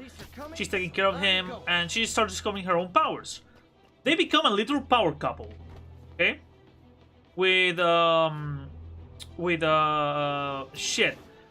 Luke Cage becoming like their best friend, like their basically he becomes their shit. What's the name of the Osborn kid? Not Osborn, Osborn. They're Harry. Okay. So my idea, learner, is that what eventually the events of the death of Gwen Stacy happened to Jessica, but instead of her dying, she goes apeshit and she kills Norman. Yeah, I can see that because Norman really would underestimate weight. Yeah. Because keep in mind, people forget Jessica is actually a 20-ton range, those sights for Yuri. meaning she's actually stronger than Norman and Peter combined. So here's the thing: she kills him. Because of that, Peter's like, "Holy shit! What have you done?" He doesn't know what to do, but because he loves her, he goes like, "You know what? I've got you. I cannot turn you in because I love you, but I can only live with this and with myself. So I'm gonna kill Spider-Man." He's like, "What? Are you gonna end yourself?" No. I'm gonna send my suit to James Jonah Jameson with a letter saying I quit. That would actually be pretty interesting. Hold on. The second part of the story takes place a couple of years later. They already established the Alias a detective agency, so he's pretty much Spider-Man Noir minus the suit. Okay? So my idea is that we open with a kidnapper who stole a girl. Who kidnapped a girl. He's about to kill her. Fucking Jessica shows up. They start fighting. Somehow he almost knocks her out, and Peter is forced to use his powers. The guy just, when he sees that, he grins. Like the biggest smile of his life. They arrest him, and the guy gets obsessed with Peter and with Jessica. But he's not gonna reveal who they are. At the same time, in New York, there's what we call the Sons of the Spider-Man, who are basically other vigilante heroes who have similar powers or gear to Spider-Man, but they're not really Peter. I would suggest Well, they have them be basically like the slingers. Slingers. Yeah. Slingers, or maybe even Silk. Yeah. So, where the current quote-unquote main incarnation of Spider-Man is not even Miles Morales, because he was never bitten. Like, maybe he becomes their equivalent of Luke Cage. So, here's a twist. Here's my question. Hold on. Yeah, of course not. Hold on, here's the main twist. At one point, Jessica is kidnapped by the Purple Man. And instead of having, like, years, Peter goes apeshit. And he knows there's only one psychopath he can talk to. The guy they arrested. And who's this guy that they arrested? That they managed to stop? Cletus Cassidy. He's their Hannibal Lecter. Weirdly enough, you know, I can actually see that working. Here's my question for you, though. How would you have Daredevil involved? Let's keep in mind, he's one of the few people that's actually pretty much immune to Purple Man's powers.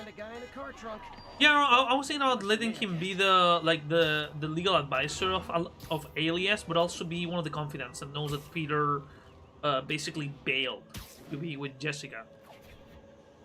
But at the same time, I know he's a stickler for the rules, so he would probably turn Jessica in.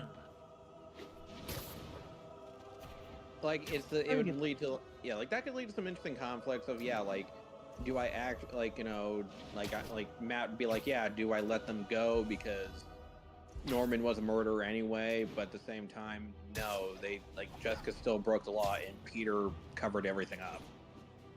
What do you think, man? Fair, I actually like it, though. I think what you can have Matt eventually realize is, okay, Norman tried to kill her, and she reacted in kind. That's more self-defense. That's how Matt could end up justifying it in his mind. Oh, I have a better idea, man, and it's way more fucked up. The Purple Man is not Kilgrave. It's Harry. Yeah. The Purple Goblin. Actually, I'm thinking at this point, let's see, we've had green, gray, gold.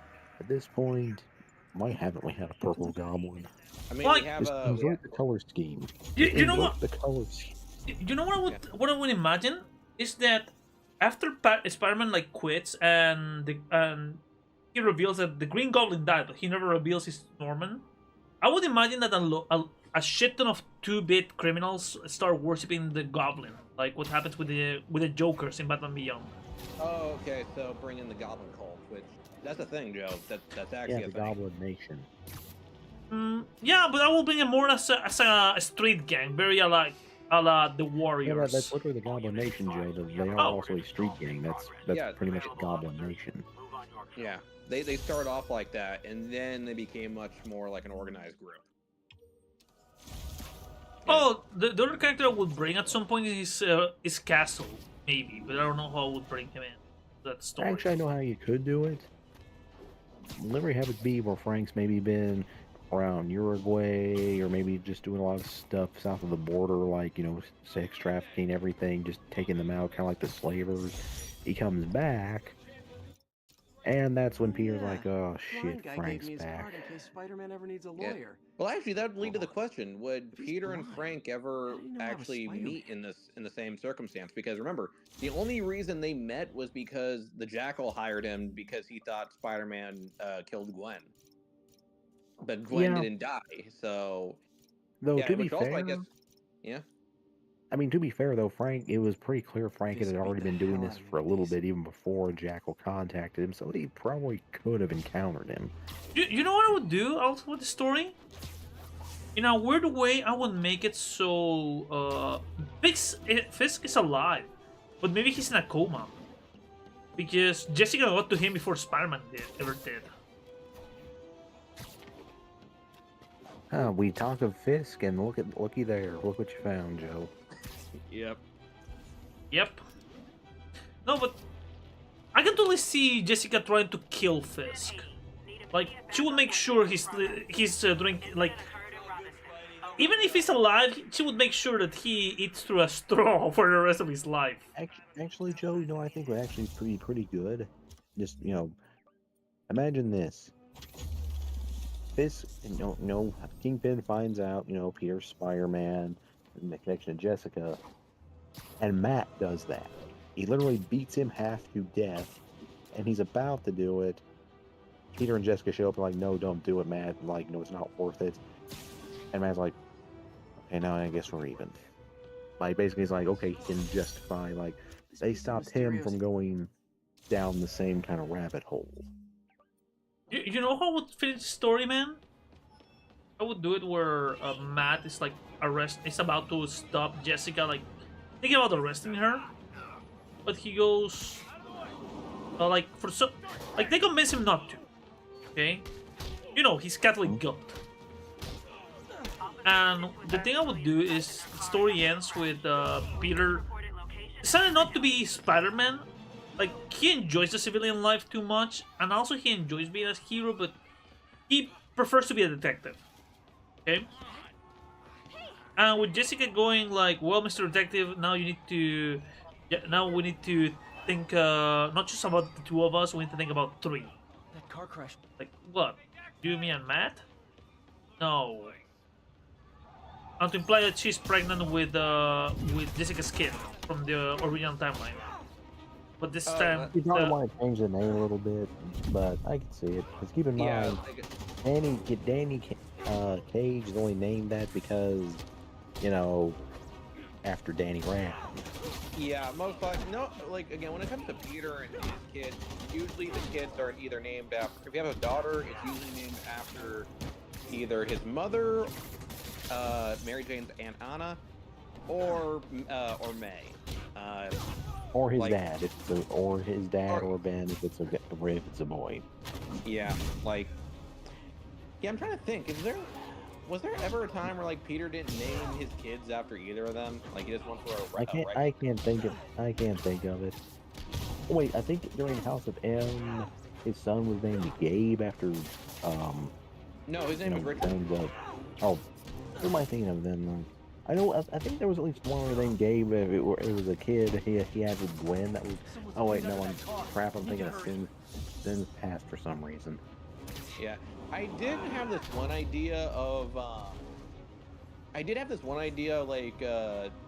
Like not too similar to Joe, where like Felicia did have a kid with Peter and she named him after her father, which, yeah, I can totally see Felicia doing that.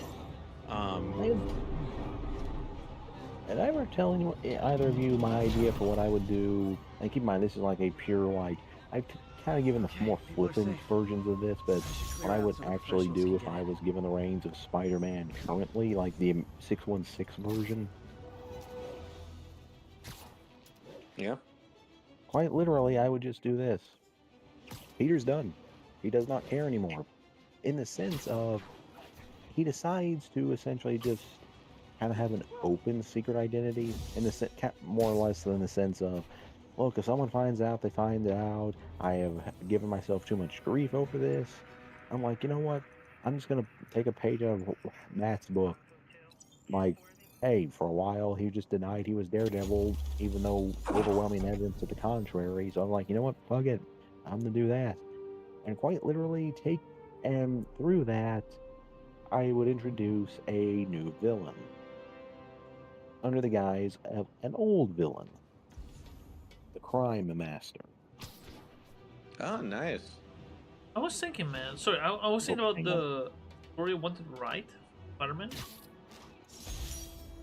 I'm thinking, what do you think would happen with the other minor criminals, like Tombstone? 1031. Got a breaking and entering in progress. Witness reported. Like, Location is Sugar Hill.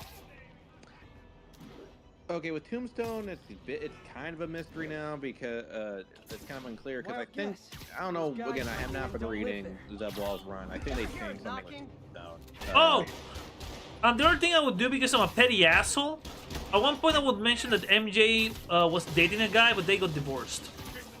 A guy named Paul, and now she's a single mom. Yeah. Yeah, no, like, here's the thing. You know what I would do? I would, like, the second story, the one involving Cletus being, like, the Zodiac killer at first, I would write it in a very, like, not somber, but very close to the movie 7. I'm back.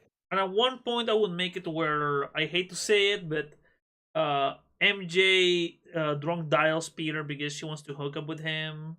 Like, because they dated for a little while he was taking a time off Jessica.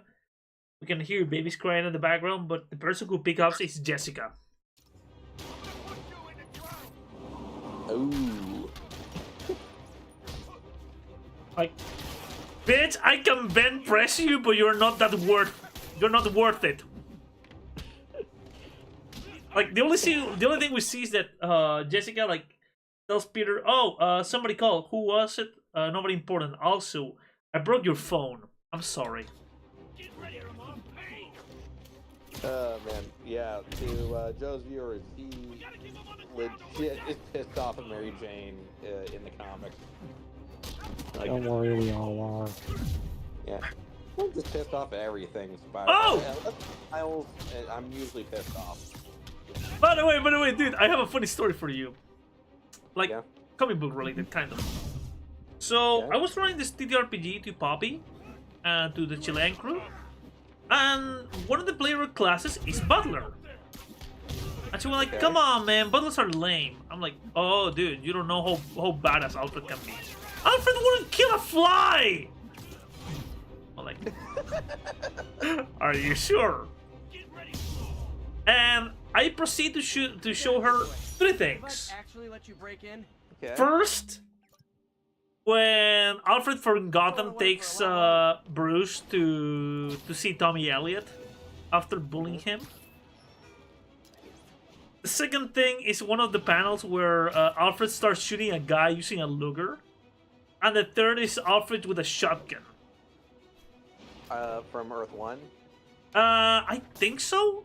Because I remember when the whole Tommy Elliot happened, the return of Hush. Somebody was trying to blackmail Bruce into confessing that he was Batman, and Alfred straight up murdered them. Yeah, people forget Alfred served in the military. In some he was literally continuities, James Bond. Yeah, in some continuities, yeah, he worked for MI6. Hell, in Beware the Batman, you know, the CG show that unfortunately just didn't work out. one of the big takeaways was that Alfred was going to be more of a bruiser. He was going to be more of an ass kicker, because the Earth 1 books were coming out. Which in the Earth 1 books they straight up reveal in that universe, Alfred was not supposed to be his butler. He was supposed to be the legal guardian, but he decided to be his butler because he was like, I don't want to take full responsibility for this kid. Hold on, where the fuck is the... Where the shit is Uncle Ben's grave? I cannot find it. Oh, that's always hard to find. Also, Attention units. We have you an are the armed robbery Batman in a version of commercial Alfred. area. Am I Report I'm came in not from thinking Hamilton for you or just Jason Statham. You're British, you're bald, and you can critique. Whoa, wait. Correct me, but the graves in the game are comic book characters, or they are or connected to the creators of the game, like the staff. Not all of them. I think it's like a mix of either or. Lucille Sleuth, No Name, Catherine Weaver. No Name. I wonder if they're in relation to One Face. Bill Smith. Oh, by the way, how's things in the main DC universe? What's happening? Not Ultimate. I mean, not Absolute. Like, what's happening right now? Okay, Lois has powers. What? Yeah, Lois Lane. She currently has superpowers due to the whole absolute power thing. She's literally Kryptonian at this point. Oh my god! I just had the greatest idea ever, like for a short comic. Yeah.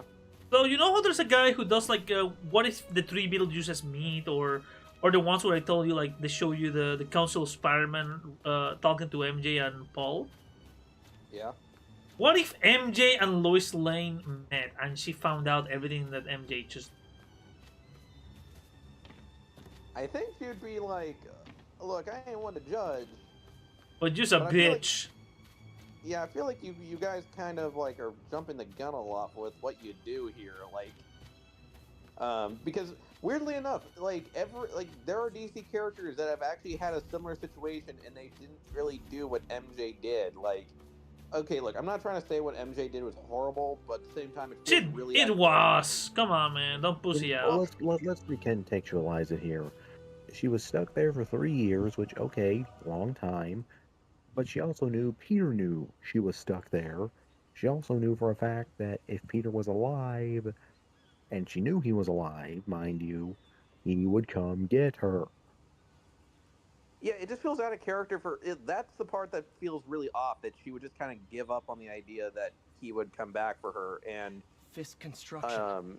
Need to check out those sites for Yuri. When they told me about the final issue, it was only until now she actually said thank you for saving me, which I'm like, yeah, that's weird. You wouldn't thank him for, doing all this. Granted, I would have reprimanded him for what he also did, because again, he robbed people and probably waited way too goddamn long to get the job done, because as everyone pointed out, the time dilation would just get worse the longer he was waiting for her, and all he had to do was wait for Reed to show up for like a day, and it probably wouldn't have gone that bad. Or hell, just instantly go to Reed. He robbed the Fantastic Four as a start, and I'm like, dude, hell, Reed, found what it! is happening? Found it! Hey, Uncle Ben. Miss you. Doing my best to make you proud. Also, seriously, tell Reed what's happening. This is his bread and butter. He's done this countless times. Yeah, it's so freaking in that whole goddamn story. You know what, man? Sorry, I was thinking about my story, and I'm thinking 2 things that I should do if I write it. Yeah. I can imagine Eddie Brock being like the new the contact of Parker. Like, because Eddie will still be working for the Daily Bugle. Again, he never became Venom. Actually, in his story, he never actually did work for the Bugle. So, but who do you think will be better? Who would be more fitting? Eddie or... Shit, I forgot the name of the black dude. Robbie Robinson? Yeah, or Robbie. Yeah, I would say Robbie. Robbie's more trustworthy thing. I think Eddie would be one of those guys where, like, he's kind of like, oh wait, who just joined us? Hey, Virtual. Hey, Virtual, I'm streaming. Yep. Yeah, we're talking Spider-Man because Joe's playing Spider-Man. I'm Spoderman! Yep. Oh, also, dude, hold on. I noticed a little Easter egg in the game. Yeah? So, like... Okay, I want to show... Is it me or because of the position of the eyes? That's meant to be Spoderman from the meme. Had to climb to the top of the Empire State to get over that. No, I kind of see it. Yeah. But yeah, as I was saying, in regard to Eddie in this else well, more what if, I would say he would be kind of more like Kirk a little bit, but less of an asshole. Because remember, when Eddie started out, yeah, he was a journalist, but he was still a shady journalist. He did do some shitty things. Again, he was willing to blame Spider-Man for a series of murders he knew he didn't commit.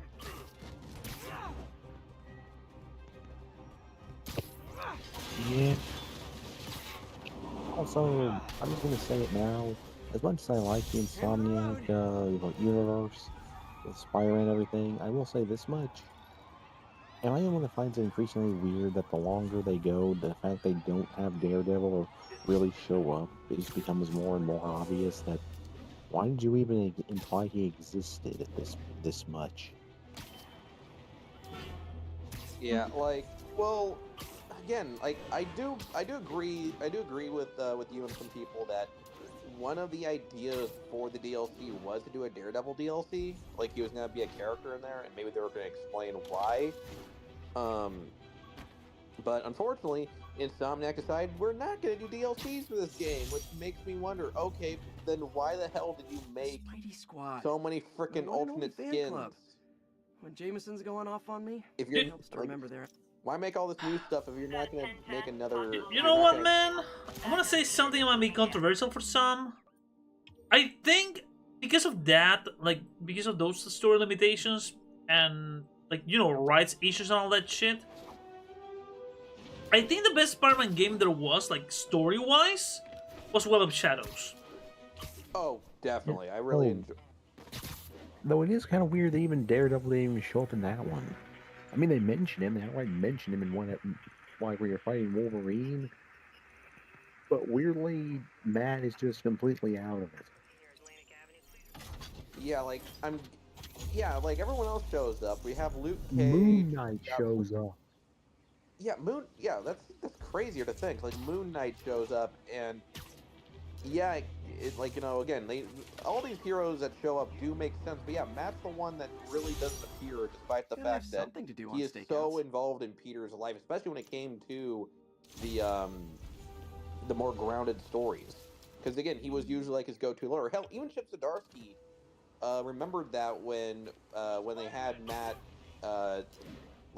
trying to go over the fact that he unintentionally killed a guy, and Peter had to be the one to confront him, saying, "No, you need to stop."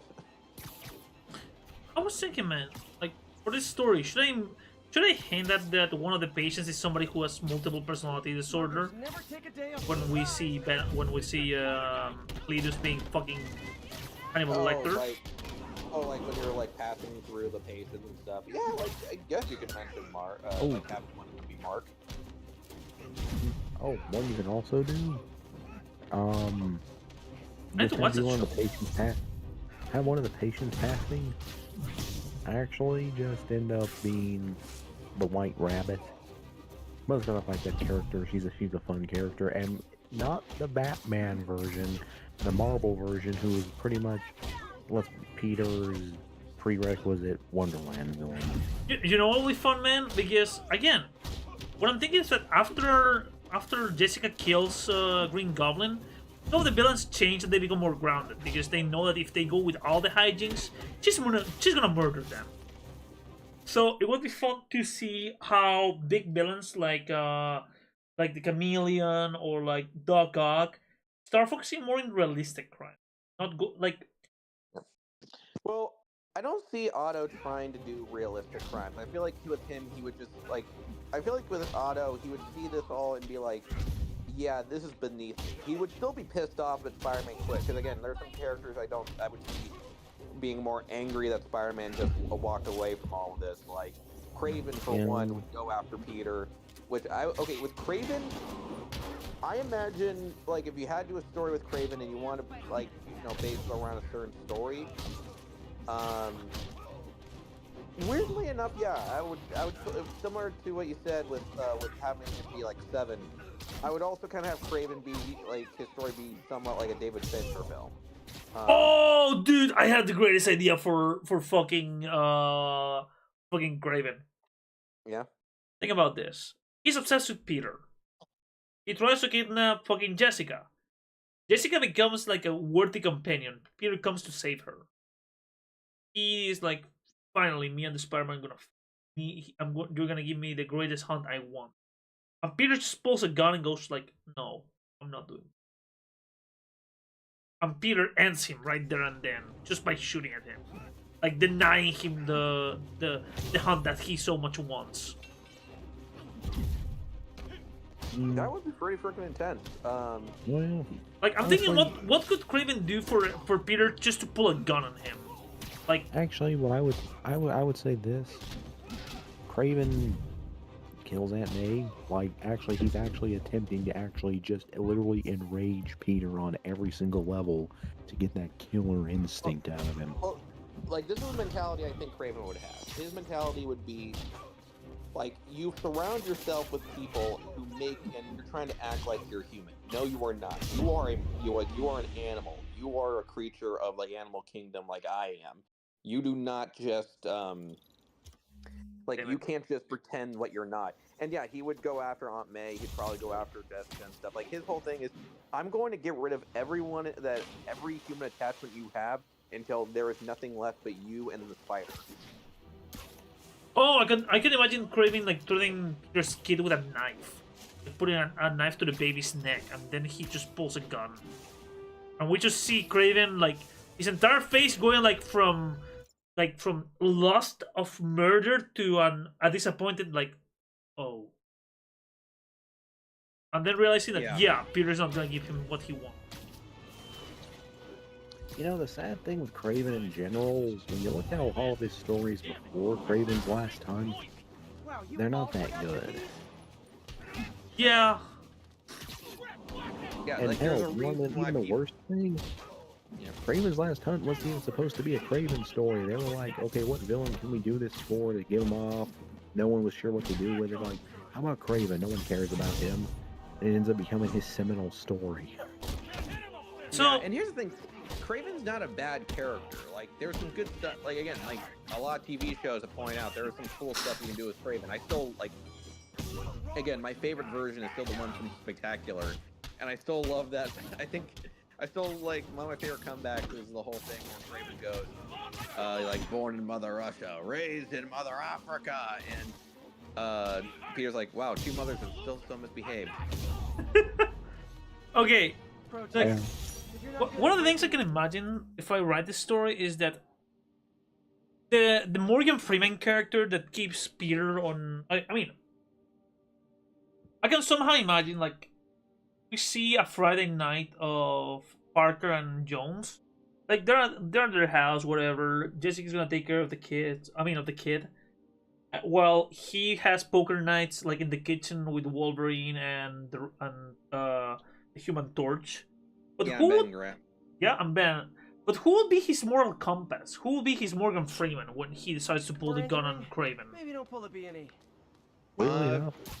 Yeah.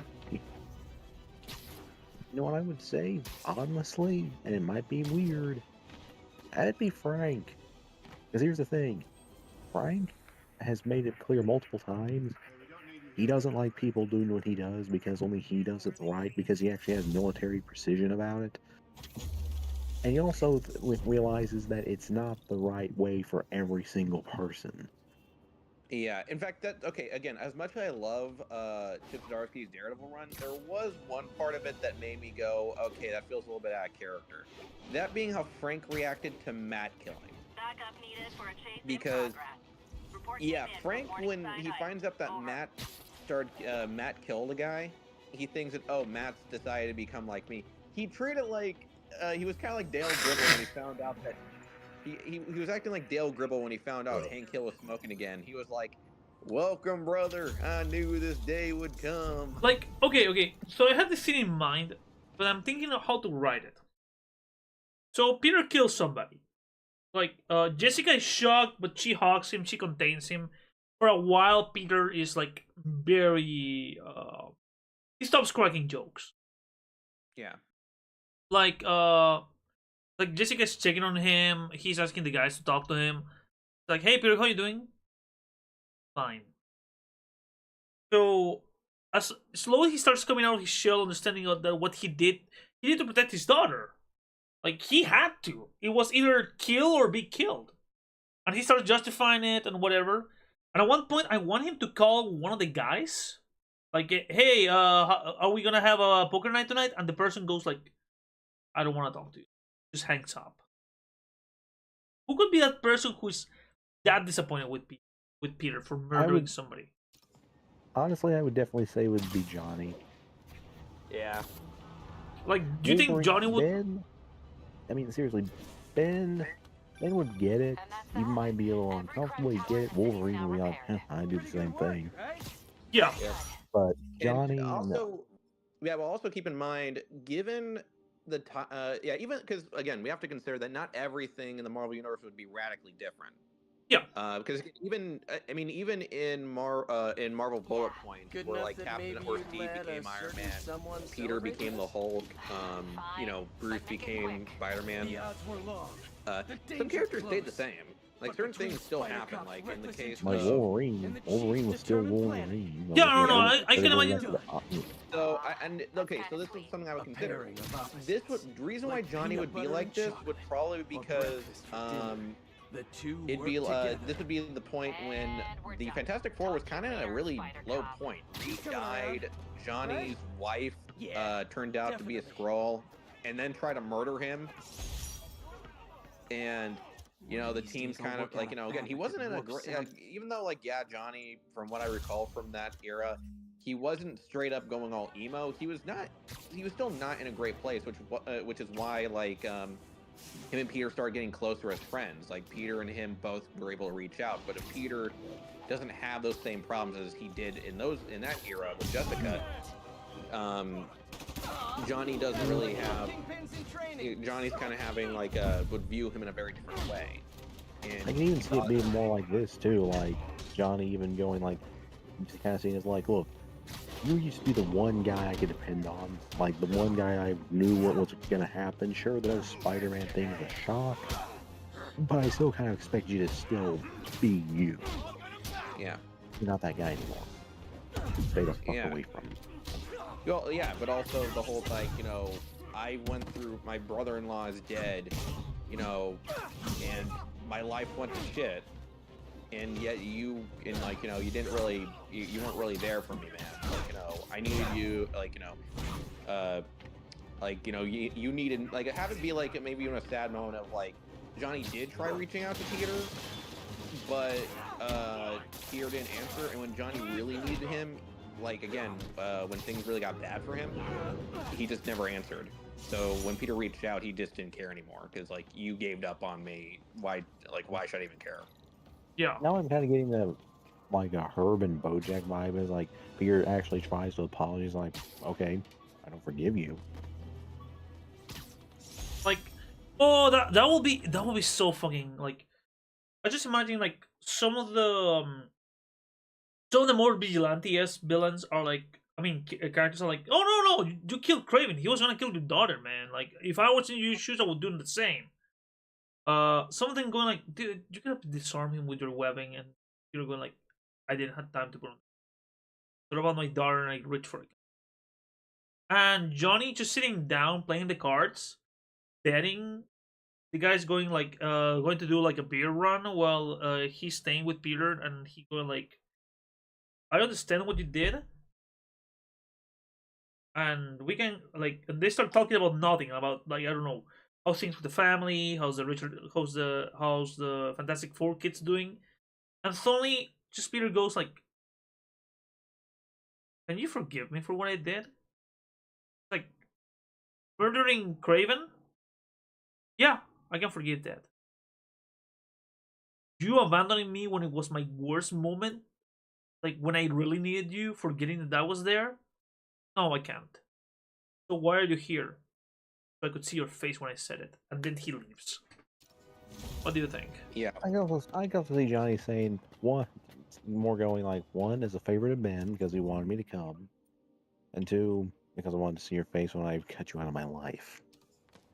Yeah, because yeah, Johnny would, because yeah, he would do that. Like Johnny, I can totally see Johnny doing something like that. Like I was thinking, should I mention other big events and how the Jones Parker react to it? Like, for example, Civil War. Well, okay. When it comes War to wouldn't affect Peter that much. No, because he's semi-retired. Yeah, he was retired and stuff, and like hell, like other heroes. Hell, that's actually how some heroes were able to get out of dealing with the Restoration Act. This might be a little bit of a plug, but I'm actually doing a video on Firestar soon because I was supposed to do it like years ago. But dude, by the way, I have a funny story for you before I forget. So, okay, it's gonna sound weird. In order to fry my food, the chicken, I need to use a special type of paper. We call it butter paper. So there's a bodega here that tends a couple of Peruvian guys. And I was getting the butter paper, I was getting some other groceries, and when I approached the guy, he's reading a comic.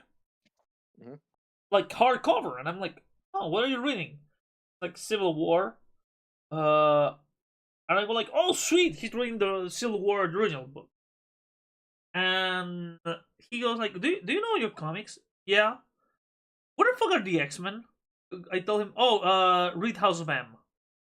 And then I pay and I leave. So next time I go to the store, I'm gonna catch up on the guy's reading habits to see if he managed to get House of M.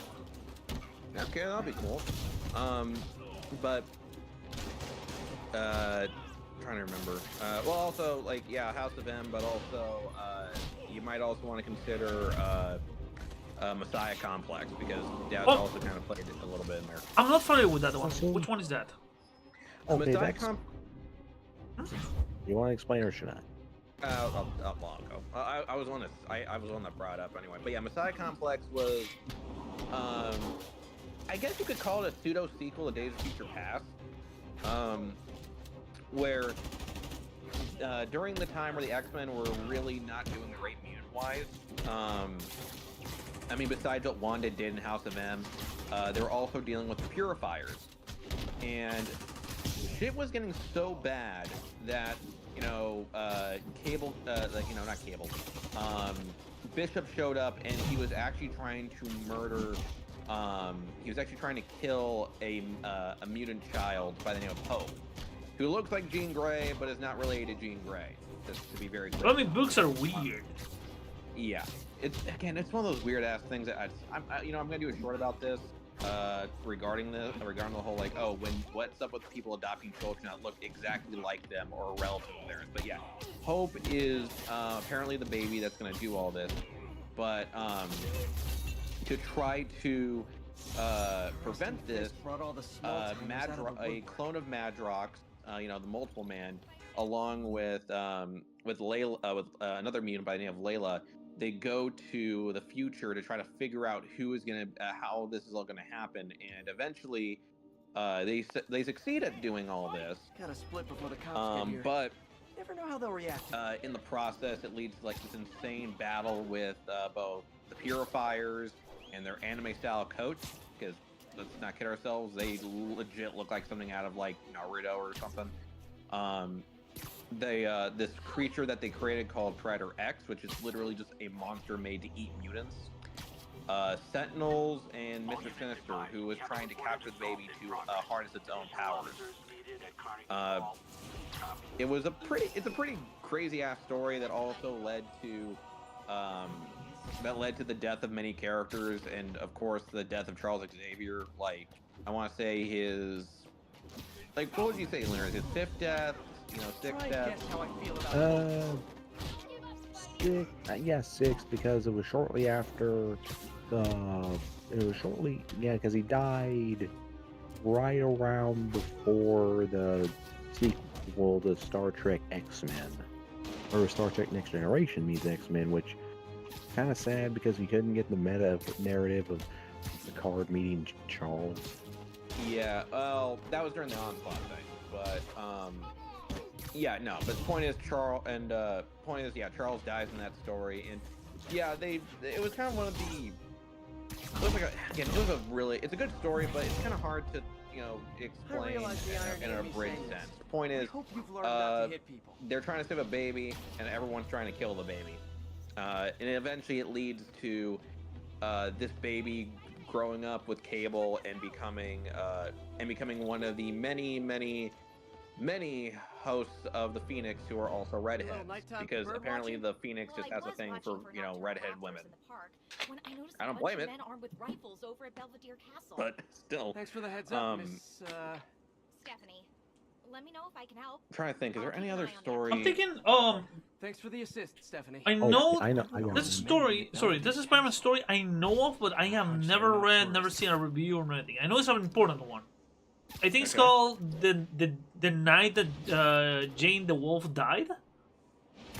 Oh yeah, that was a really dark one. It actually set up the Sin Eater storyline.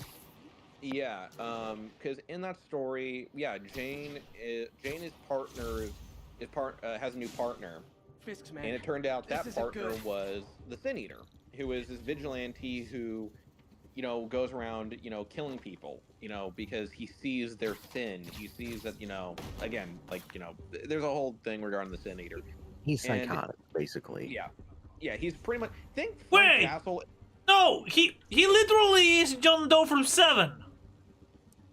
Yes. Kind of, except he's more like John Doe from 7, like Biz said, just went the Punisher route and just killed people with a double barrel. Yeah, essentially the Sin Eater is think of how people misunderstand Frank Castle and assume that he's a crazy vigilante that would kill anybody. No, Frank isn't like that. People like to think that's how he is, but no.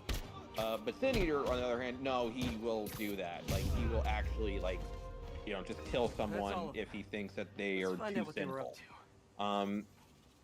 And it's a very fucking dark story, and it did heavily affect other characters' lives, because Peter and Jane were very close. She was essentially his Commissioner Gordon, if I had to compare him to a DC. That's what I heard. The later two would be replaced by Yuri. Yeah, years later, and then Yuri would eventually be taken out of the equation and become her own, and become Wraith and stuff. Which I'm still mixed on how that went. Great, I'll check it out. But also, Sin Eater actually is kind of the reason we even have Venom, because literally Eddie pinned the murder on Peter. The Sin Eater's no. He pinned the murder. What happened was, remember, Sin Eater, they had this guy confessing to being the Sin Eater, and he was like, great, this makes my career. The problem is the killings kept happening. Peter caught Sin Eater, which was Stan Carter, Gene DeWolf's partner. And it turned out that the guy that confessed to being the Sin Eater was a serial confessor, as in someone that just did it for attention. And, he was fucking like that guy from Mindhunter. Yeah. But the Sin Eater plot kind of heavily connected. Yeah, the Sin Eater, that storyline. I do feel weird that no one else talks about that story. But the night Jane DeWolf died, maybe I will cover that story. I'm thinking for this story.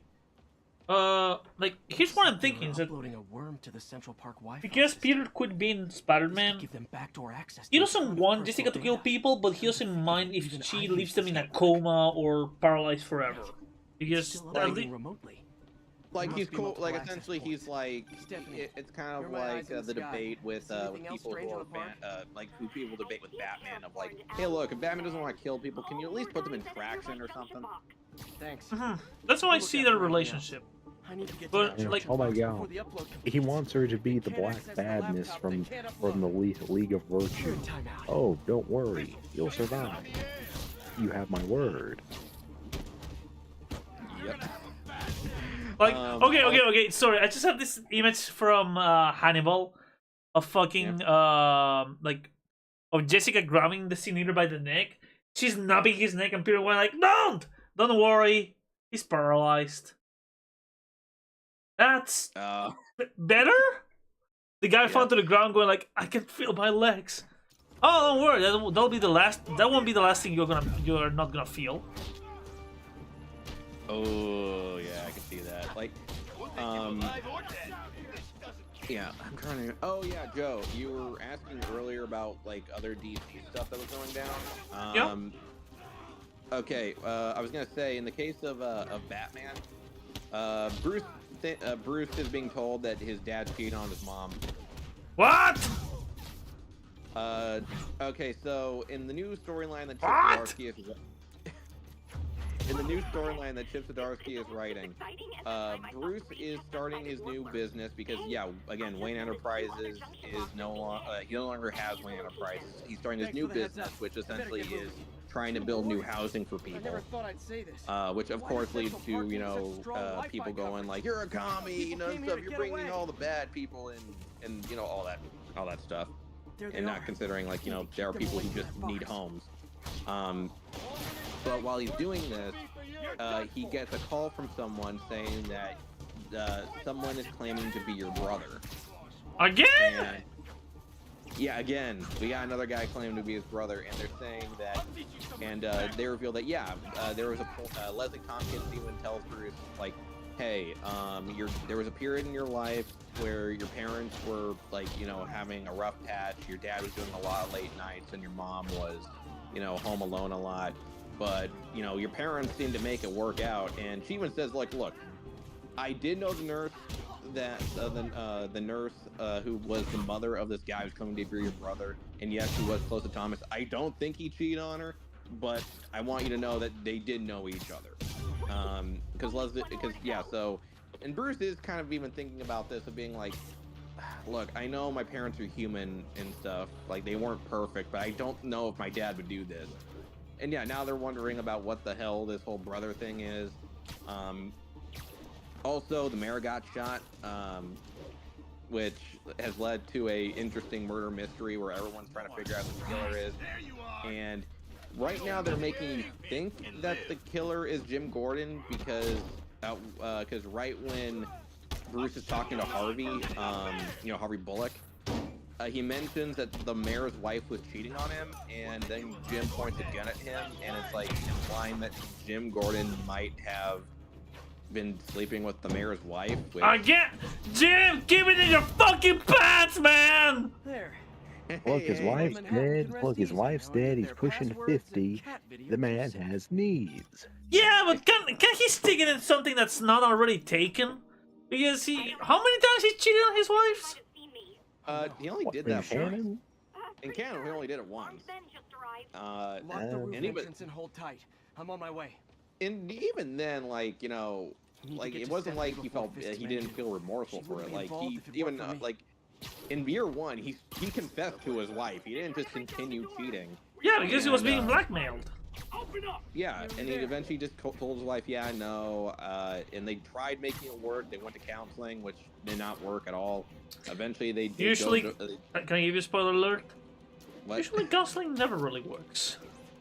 It makes you tolerate somebody you hate. Actually, from what I've seen from other people with it that have done it, counseling only works if the other person, if both people actually want to be there. Yeah. And oh boy, like, but yeah, no, Jim. Like again, we don't really know what actually is happening in here. It could just been like they could throw you a curveball and no, Jim did not actually sleep with the mayor's wife, but maybe. I mean, maybe he did, but he's not the bad. I mean. Well, when he points the gun at Batman, he's like, I didn't mean for this to happen. So again, we don't know what thing you can say in that scenario, in that place and time. Yeah, like when you're literally in a crime scene and you're trying to figure out who shot the mayor. So, I mean, it's second only to this isn't what it looks like. Thank you, Spider-Man. Wait, you're saying he didn't shot the mayor, but he shot the deputy? Hey, thank you. He didn't do it. He didn't do it. He shot the deputy mayor.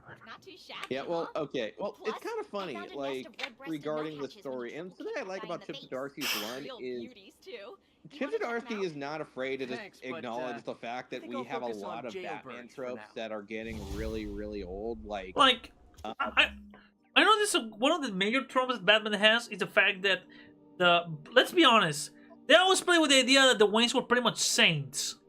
Yeah, no, and like, well, okay, that one is kind of becoming less of a factor, starting with Grant Morrison's run, where they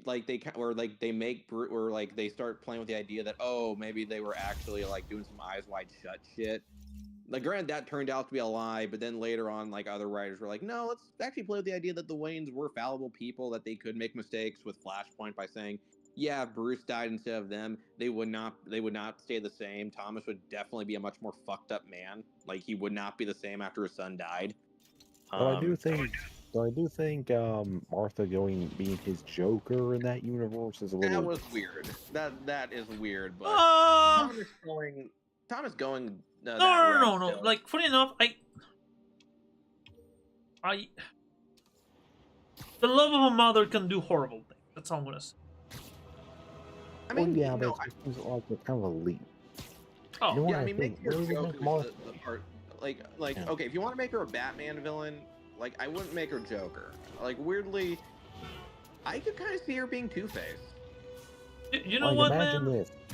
Imagine this. The shot that killed Bruce ended up ricocheting. Some glass that was next door ended up shredding one side of her face. There you go. You know, that reminds me, the thing that I found very weird, like, I'm pretty sure you can give me the context, is that story where Martha didn't really die, and Thomas is raising the dense kid as his Robin, and he has her, like, locked up in the Batcave, and she's kind of sane. Oh, that's the sequel to Flashpoint. Yeah. No one liked it. He's commenting. He knows. He's just talking about. He's being. I mean, it's based on what I've seen. Like, how the fuck is she still alive? Because no one cared about that story. It was meant because people thought that Thomas Wayne as Batman was kind of cool. But let's be honest here, the only reason people like that is because of the red-eyed Batman look. Let's be honest. Look, the design was cool, and his introduction, his tie-in comic was admittedly an interesting story. But he was one of those characters where he's like Spider-Gwen. He's a character that overstayed his welcome. Like, or like, he should have been. You want to hear something funny to me? What? That's Spider-Gwen. One character. I bought the book. I don't know why. But anytime I try to read it, I get tired of it. So fucking quickly. What? When was it? I'm sorry, you're gonna get so much flack for this. A lot of guys here who aren't exactly Because I feel like it became a gimmick by then. And I know the whole plot point of the story is that it is a gimmick. Gwenpool. Okay, which Gwenpool did you buy? Hold on, I'm gonna go tell you. Let me go get the book. Because I'm gonna tell everyone watching right now, if it's the first Gwenpool, it's actually really good. Everything after the first run is terrible. Gwenpool's a character that, like, I get the joke, and I like the fact that they reveal that, yeah, no, she's not Gwen Stacy. She's just some girl named Gwen who somehow has meta powers.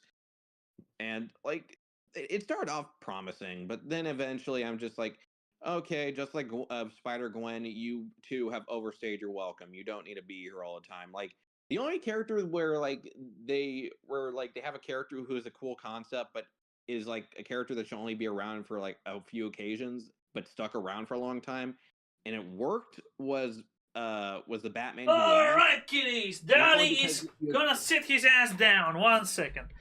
Yeah, but all right, true believers, I have my copy of. God damn it! I really hate Spanish translations. I think that's why I didn't like it. What was the Spanish translation? Because there's no such word as Deadpool in Spanish. It's called Massacre When. Okay, here's actually a fun fact. That actually is the Mexican translation for Deadpool. Yeah, I know. Masacade. Yeah, but this is Which they even Spanish. worked into like Deadpool's comics, where it's a crazy priest that loves Deadpool. Okay, so I'm gonna describe the background, the back thing. Gwenpool is the jokester that everybody knows. She came to reality by the hands of the scriptwriter Christopher Hastings. Deadpool and I Am Groot. Pens by Daniel Bayruth, the ghostwriter, and I don't know how to pronounce his name. Guri Hiru.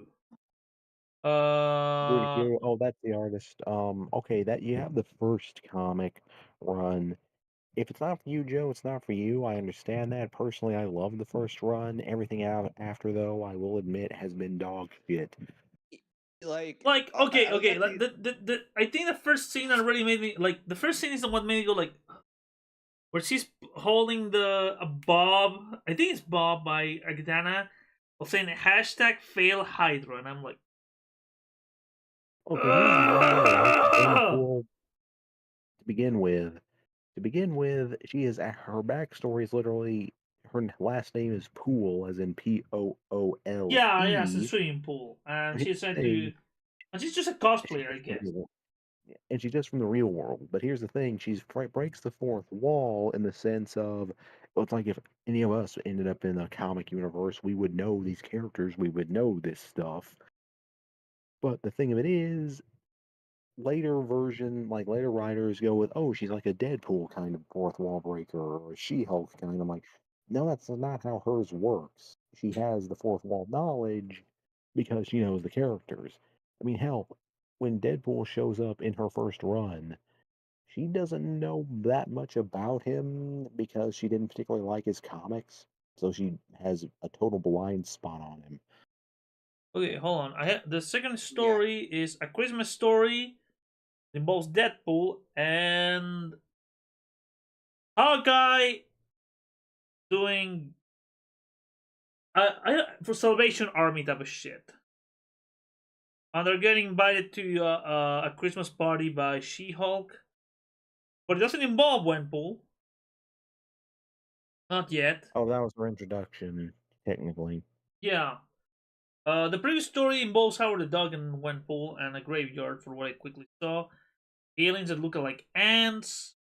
Honestly, I thought she was called Gwenpool because she was supposed to be an alternative take on Gwen Stacy.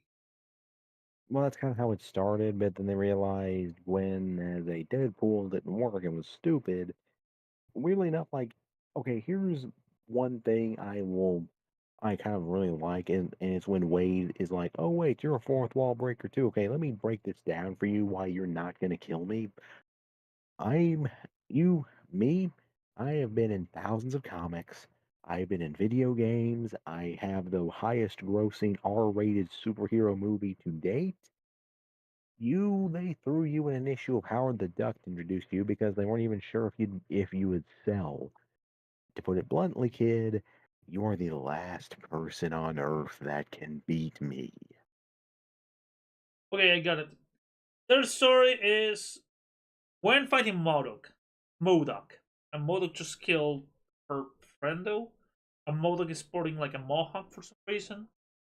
Yeah, that was a thing in the Advanced Idea Mechanics, Avengers Idea Mechanics at the time. Is he She-Hulk? I mean, Thor.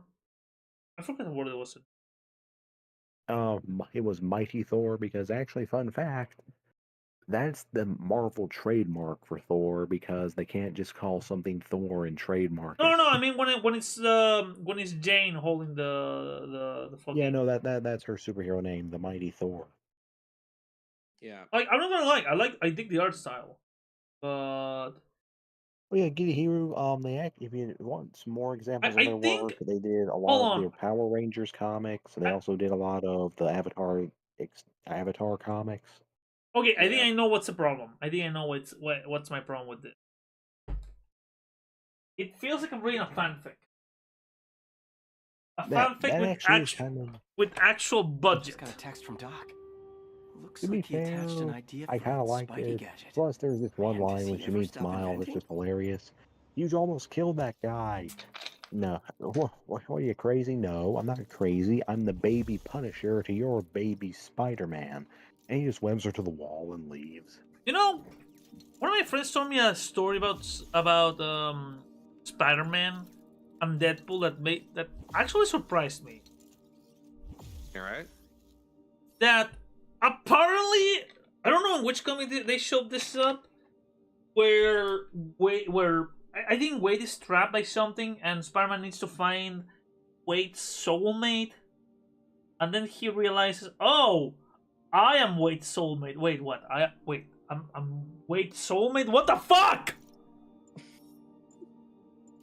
Well, you see, Joe. No homo, but what? That's kind of weirdly enough true, because guess what?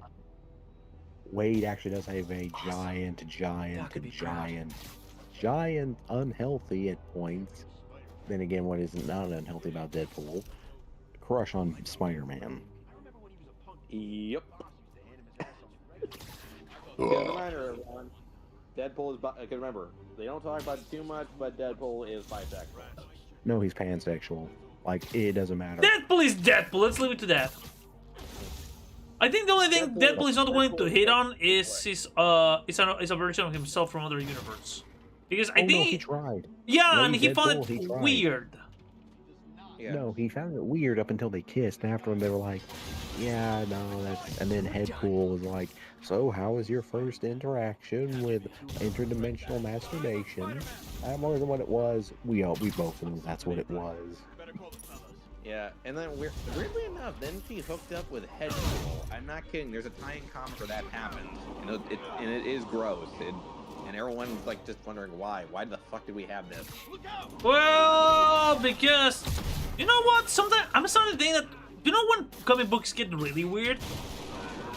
Yeah. I think that's because of lack of inspiration. The writers are like, we have a deadline. We need to sell something. Let's throw something to a wall. Let's hope it sticks. So, in other words, exactly why a lot of weird shit happens to Frank Castle. Oh, he's a black man. Now he's an angel. Now he's Frankenstein's monsters. Yep. Now he's a ninja. Now he's a geisha. Remember that? Yeah. Oh yeah, that was the Marvel Monsterverse. Yeah. Or now, well, hell, now in the comic, Frank is no longer the Punisher, but now he's a wandering Ronin on an alien planet. Yeah, because his wife told him, "I hated you." Yeah, and also, but she's also pregnant with his baby. What? To be honest here, I give it another year, maybe less, as soon as Frank shows up in Daredevil Born Again, before Marvel's like, yeah, we're undoing all this, none of that happened, and Frank is just back. Yeah, but yeah, no, that's what happened, Joe.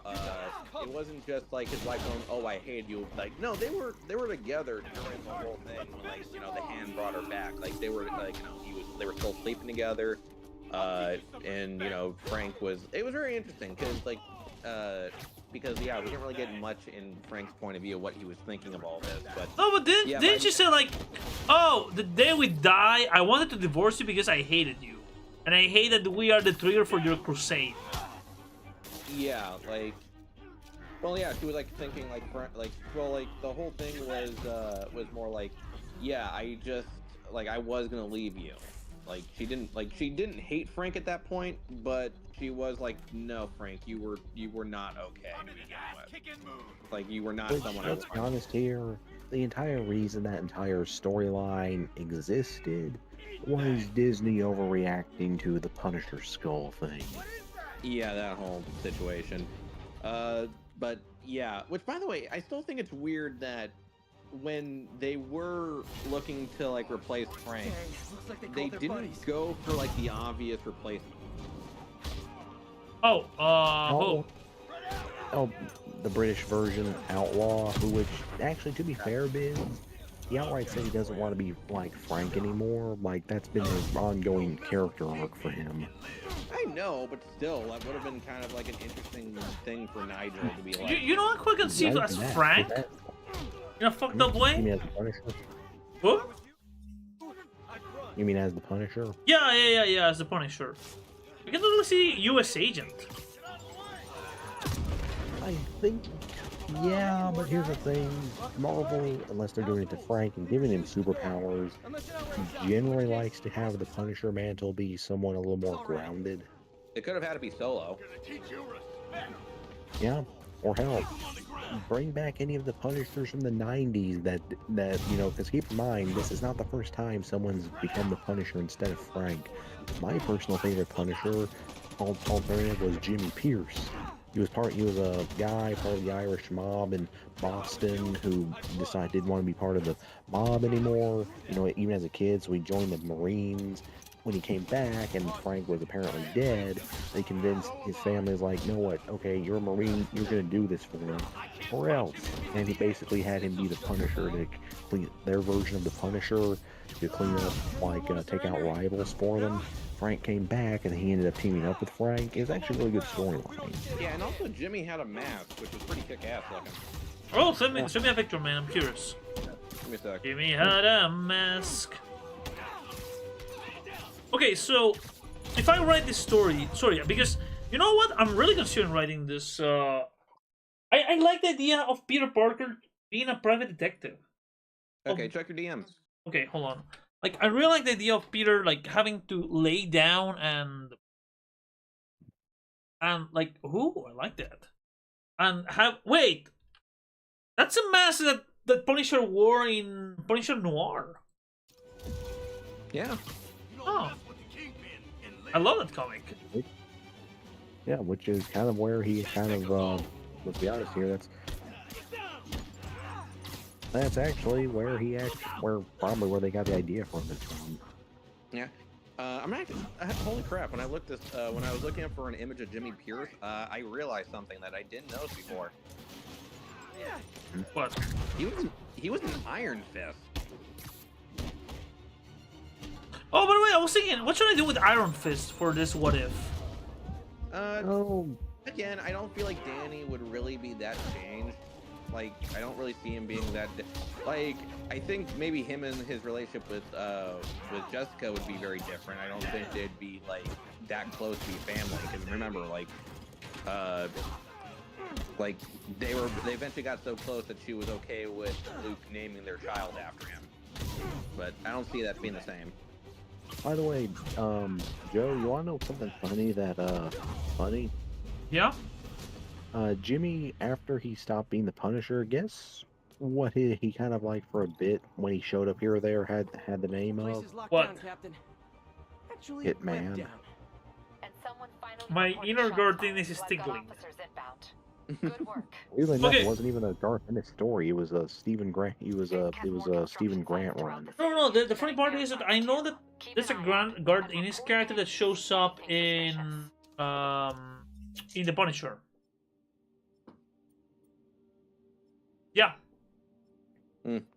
Okay, so I'm thinking, if I'm gonna find all if Spider-Man quits, quote unquote, recalibrate my mapping software, if we're still dealing with the Sons of the Spider, this is called the Worship Spider-Man, how is Jonah Jameson gonna take it? Oh, he would definitely he would actually straight up go through a whole crusade, going like, you know, we gotta stop these anarchists. You know, they're just causing. Oh yeah, they're nothing but menaces. No, but what I'm going at is, do you think he'd be depressed that his Spider-Man is gone? Well, like, no. I think with him, he would be more on the warpath. Like he would pretty much go like, what's a good comparison I could think of here? Because the way I'm thinking is that he would think that he won. Oh yeah, no, he would he would definitely think he won in the beginning. I don't think he would miss Spider-Man that much. Though I could totally see like someone questioning that, like maybe at one point, maybe either Robbie or Betty, like during his whole crusade to, like, you know, try to take out the Sons of Spider. People are like, you know, are you sure you're not just doing this because you miss having, like, you don't miss Spider-Man in particular, but you miss the thrill that you had, like, you know, taking on someone like that. Like, it wasn't really the person per se, just what just what they represent for you. Like, they were your Goliath kind of deal. I could also see him I can honestly see him running for mayor in that universe. Like his campaign is that he's gonna stop these guys. I can see him like saying, "I defeated Spider-Man, so I can defeat these guys." Yeah. So, and that's kind of their whole deal. Because again, the Sons of the Spider, I don't see them being like a straight up organization group. Like they all are on the same page. Some I feel like would follow like the example of, because they think Spider-Man killed Green Goblin, that they should kill they should kill people, while others were kind of like, no, we should be more lawful, we should help people out. So like there's that. Another character I definitely see playing a major role here would be Ezekiel. Like Roach?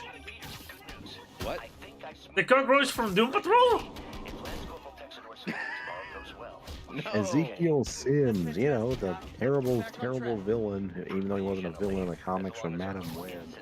Yeah, because Ezekiel's whole, like, do you know what Ezekiel's whole deal was in the JMS run? He was basically the anti-Spider-Man, from what I understand. No.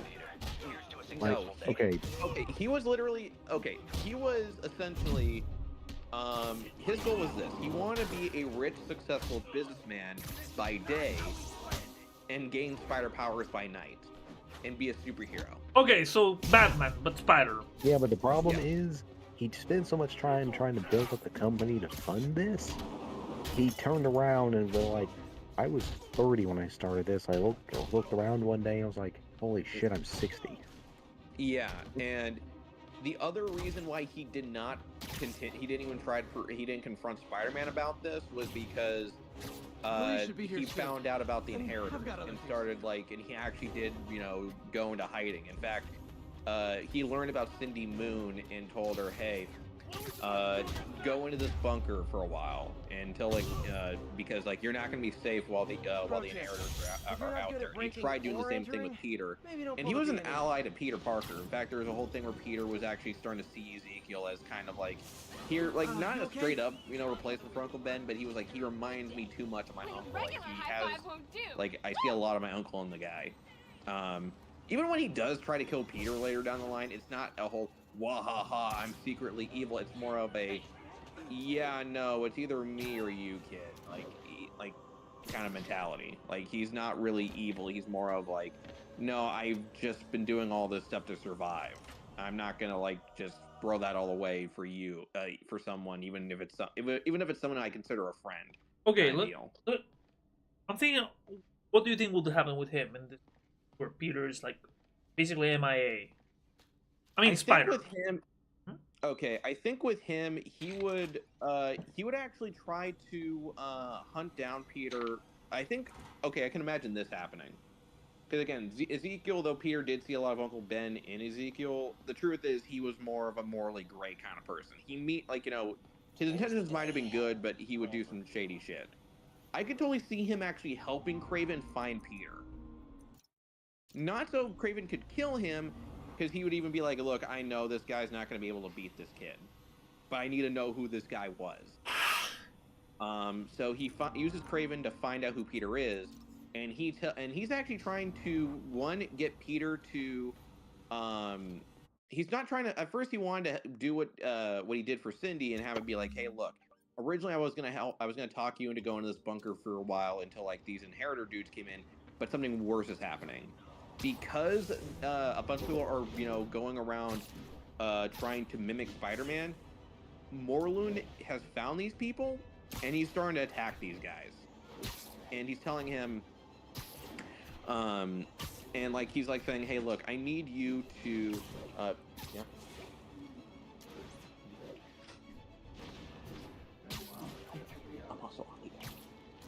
Hello, Bizarro's family.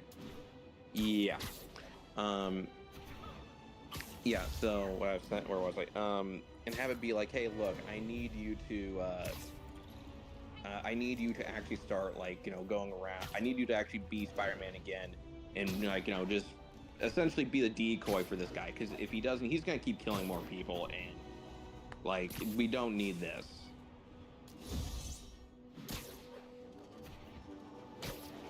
I'm thinking, who would stop him by the end of the story? What do you think? Here's the thing. I want Peter I want Peter to go ballistic, pun, on Craven, because Craven will be the guy who makes him go like, oh no, cross a line. But like, because I don't see Jessica fighting him. Like fighting Craven? No, fighting Ezekiel. Like I can see her doing like trying to expose him to expose his corruption. But I don't see her like snapping his neck. Yeah, like I think with Ezekiel he would be Oh, what the fuck? Like, I heard a gun. You were saying? Okay. With Ezekiel, I totally see it more like when he confronts Jessica. Yeah, no, she would totally try to fight him. I think what would happen wouldn't be a straight up like brawl, but more of Ezekiel would essentially he would fight similar to how Peter used to fight, like because again Peter I would see he would also be a little bit more rusty when he's fighting. He's not as athletic, but Ezekiel is still pretty spry. And he's pretty much fighting Jessica, but still explaining to her why exactly this has to happen.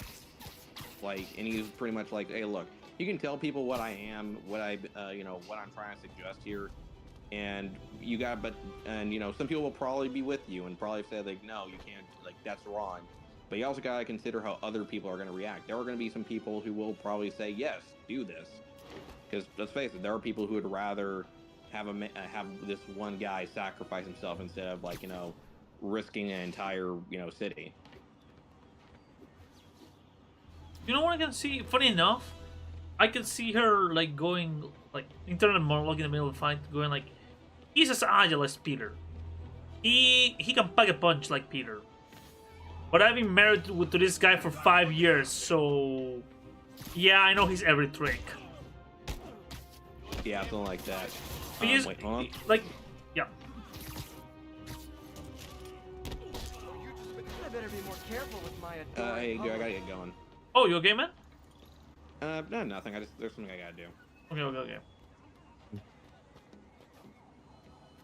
But what do you think, Lunar, about like the idea of Peter going grounded? Like, I can imagine him. He would stop wearing, like, obviously the costume. He would stop using the spider web. He would try not to walk, not to crawl walls. But I can imagine him still using his spider sense for everything. Yeah, no, I see it. Yeah, because it'd be useful for anyone, even especially a private investigator. But yeah. Anyway, hey, I gotta get going. Good yeah, go ahead, again, man. So. Take care, buddy. As I warned, no By the way, here's something funny you might not know. Speaking of Spider-Man, want to know why Deadpool has a mask? Because his face is fucking horrifying and he doesn't want to give people nightmares. Well, that, but the out-of-universe reason. Why? So here's the thing. Deadpool, obviously Rob Liefeld, quote-unquote, created the design. But the reason why is because Todd McFarlane and Eric Larson were like, they were penciling Spider-Man comics. They used to make fun of the fact that Rob really just can't draw faces unless they're snarling or, it's the Rob Liefeld face. Yeah, unless it's his own face. Everybody knows that. Yeah. But here's the thing. So he's like, I know, I want him. They said maybe you should just draw nothing but Spider-Man. You wouldn't have to do that. And he's like, huh, maybe I should wear. And he wanted to create a character that had a cool mask. And I'm like, dude, let's be honest here. As cool as Deadpool is, and it is a solid look, I would hesitate to call his mask cool because you literally just took the Spider-Man mask and removed the webs and increased the black parts on the mask. In fact, I need your help. I think someone's And also, don't forget to mention that his mask is a ripoff of Deathstroke's. All it's missing really is just the split part. I prefer to call it sharing, but sure. I was saying, there's something I need to start working at some point. Is the... Did I ever tell you about the idea I had for a sequel for DC vs. Marvel? Found a signal. Just need to follow it. No, he actually didn't. Okay. So, again, I don't know much about Marvel, so I'm going in blind. But my idea was that like, first off, you know how 90s comics had like Fisk's men. like not commercial, but they had like advertised to other comics with little taglines in between. Yeah. Yeah, no, the advert would be like, what did the Jubilee did, and we would see like the X Mansion being partially destroyed. Then another issue, like the next issue was gonna be like, again, what did she do? And we would see, I don't know, the Daily Bugle being partially destroyed. And the last teaser was gonna be like, what did she do? And we're gonna see the presence crying. Okay. So the idea was about, it's just like with those teasers, I already told you pretty much the story. But my idea was that there was a being that doesn't know who the fuck he is. Like, he's completely confused. He doesn't know who he is. He doesn't know his family. Doesn't know anything about him. I just took out a jamming device. The problem about him is that wherever he goes, reality becomes weird. Okay, like every what if and the multiverse starts bleeding into itself. So characters have memories of stories that haven't happened yet, or stories that haven't happened on our main continuity. Like at one point, I don't know, for example, Nick Fury becomes white again, or he becomes a 1602 version. Okay, and he's fully aware of every other version of himself. So the idea is that this kid is breaking reality just by existing. Okay? And that his powers disrupt even the Omega level mutants. Like cosmic beings, like are even afraid of him because he's a pure anomaly. Like not even Death knows what the fuck he is. He's traveling through this universe, trying to figure himself out, while trying to understand, like trying to learn to control his powers. We eventually learn that the only way that we can save the universe from his presence is by killing him. Okay? But the thing is that he's not evil. He's just he's not actually trying to destroy the multiverse. He's not trying to kill people. He's basically a human tragedy. And then we learn who he is. His name is Tim.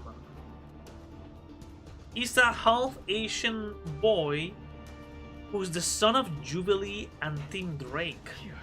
Finally out of sight. Oh. Because when the DC Marvel happened, the two of them started a relationship. But what they didn't know is that she ended up pregnant from him. And she loved the kid, but she had to give it up for adoption because she was way too young to become a mother.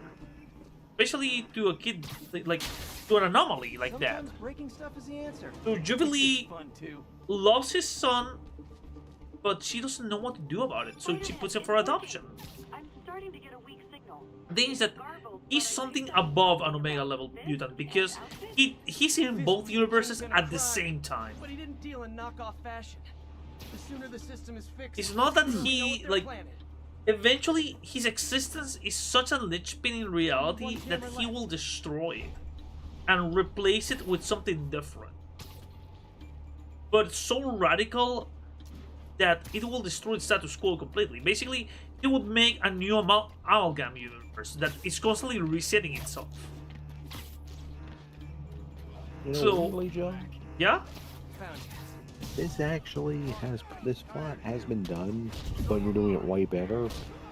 It was the Image Comics crossover with Valiant Comics, where, yeah, literally that was a main plot, where Dr. Solar from the Valiant universe and Void from the Image universe, which was still in the Wildcat stuff,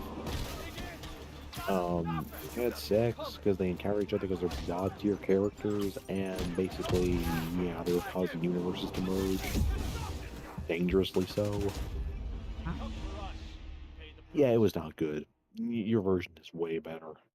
Oh no, like here's the biggest plot twist of my version. Jammers emit a signal I can It's the detect. fact that Just need to sort through the yeah, there is a financial faction of district individuals who and want to hunt for kill a the kid. signal.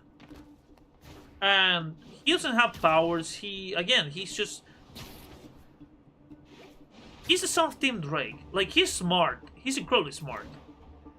But he's still like a 15-year-old kid. So the whole idea is that Jubilee finds out. He recruits, obviously, Logan to find the kid. But when Logan starts getting close to him, he starts becoming every single version of Logan there is. And that's starting to mess with his mind and his powers. And he wants to kill the kid at some point, but then he realizes that he can't because he promised her that he wouldn't. Jean Grey cannot tap into his mind because anytime she sees into his mind, she sees the multiverse. She sees everything that's been happening everywhere. Like, she will start screaming things like Days of Future Past. She will start screaming 1602. And also she will start screaming things like Krypton. Like, she will see everything at the same time. And that's overwhelming her. The Red Skull, like, if he tries to get the kid, we would see him like flickering between panels and becoming different versions of himself that are even trying to kill himself. Because he's superiority complex. My idea is at the end of the story, the kid bomb. I mean, the people want to kill him, and Jubilee just wants to be with her son, even if he's gonna die. Like, she wants to be there for her son when the time comes. Like, she wants to have a sit down with him, tell him that I love you no matter what happens. I'll always be your mother in this universe, in all the universes. I know your father would have loved having you, but I have to let you go.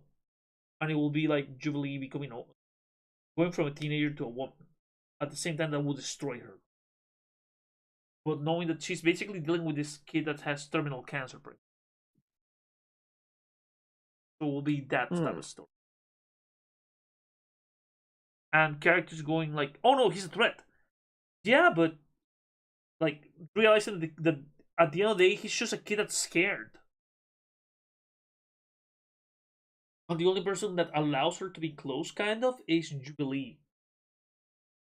So I have this idea of the final panel of them like watching the sundown, him accidentally triggering his powers and bringing every single version of Jubilee there is.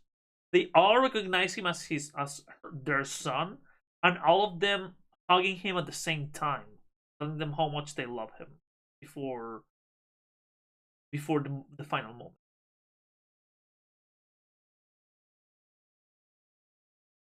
That's actually really beautiful, man. Thank you. Thank you. Like, the final battle for the story would be like she crying, tearing up, but seeing a robin flying away.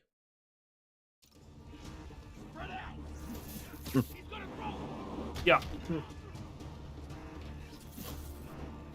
That's better, Prof. Man, when you think about it, you know why Marvel and DC don't really do crossovers anymore? Money. Actually, no, it's not even that. Keep in mind, DC is more than willing to do crossovers and stuff. It's literally something that Joe Quesada told DC.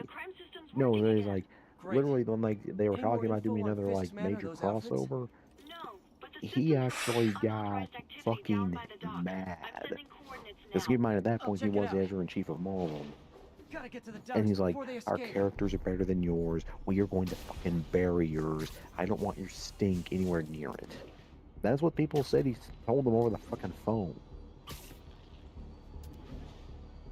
So basically, the fact there's no crossovers going on is because a lot of the people in charge of DC at this point are more or less, you kind of burned the bridge there. Is Quesada still involved in Marvel, or did he quit? No, he's technically still there, but not really.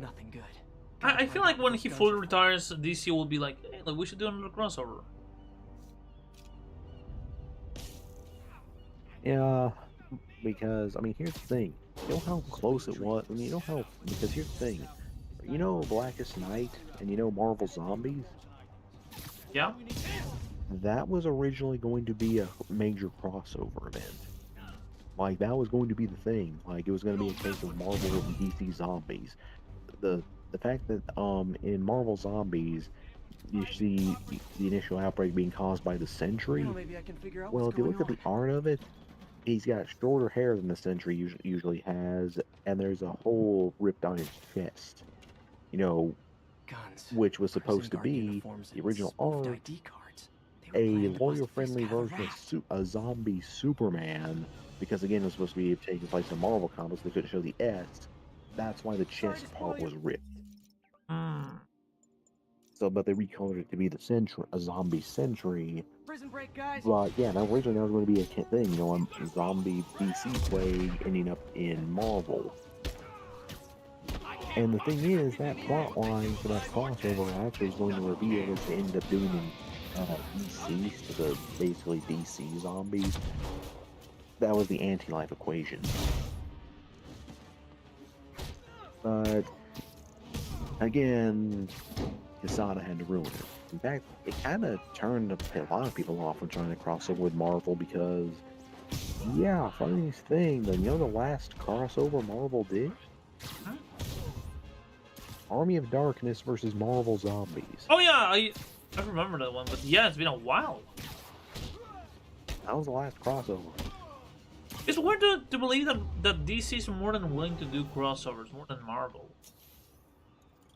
I mean, hell, like New York's the closest finest thing we habit have from here. gotten to a Marvel DC crossover, because keep in mind, from the 70s to the mid 90s, Marvel, this character was essentially a Marvel idea what character you're because of how tied in he Now, if you'll became. excuse me, I have to delete my selfies from Conan the crime system Barbarian, Wonder Woman.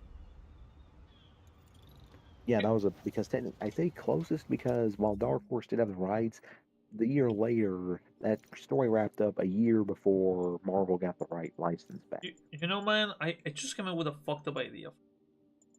Sorry, but I feel shamed. Okay. Okay. I say something and I think your gear's gonna start turning. So, do you remember the Doomsday Clock? Yeah. I know we don't usually talk about Doomsday Clock. Yes. It was Doomsday Clock. You're ripping off money. Yeah. I mean, Look, but here's my idea. Here was my idea for a moment. So, do you remember how in Doomsday Clock, for some reason, the comedian came back and they didn't do anything with him? Yeah. I was thinking about something. What if... Okay, maybe this is gonna be the exhaustion talking for me. Maybe because I'm kind of tired. No, I said you're for them. So what if when the comedian dies in Doomsday Clock, Manhattan punishes him by sending him to another universe? A universe where he goes to war. A universe where he's traumatized by war. A universe where his wife and kids get murdered in a park. Oh. I think it's kind of a bad idea. Yeah. And can I be honest about Doomsday Clock in general? Go ahead. I get what it was trying to do, and just keep in mind, even DC was like, no, we're going to use the Watchmen stuff now because we can. I do think it was necessary if it was allowed to do what it was going to do, in the sense of, you know, reveal, okay, look, New 52 wasn't supposed to happen, this is what happened, blah, blah, blah. And but of course, then the DO had to go, no, but the New 52, though, but the New 52. And at that point, everyone involved, even especially fans, of course, wanted to fucking strangle him.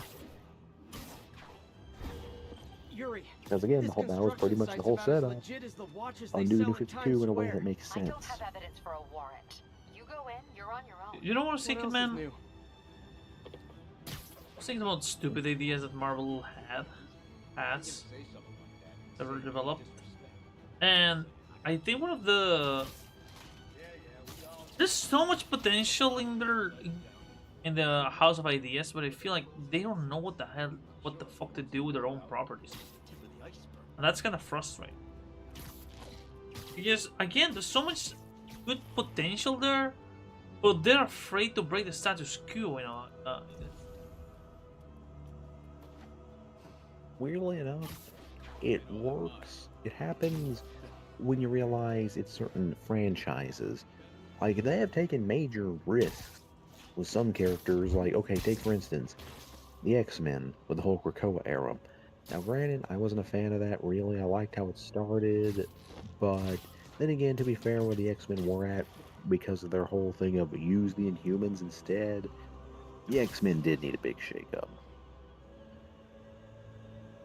But then you have certain characters where it's like, man, did you know that? You know why the Hulk got so popular?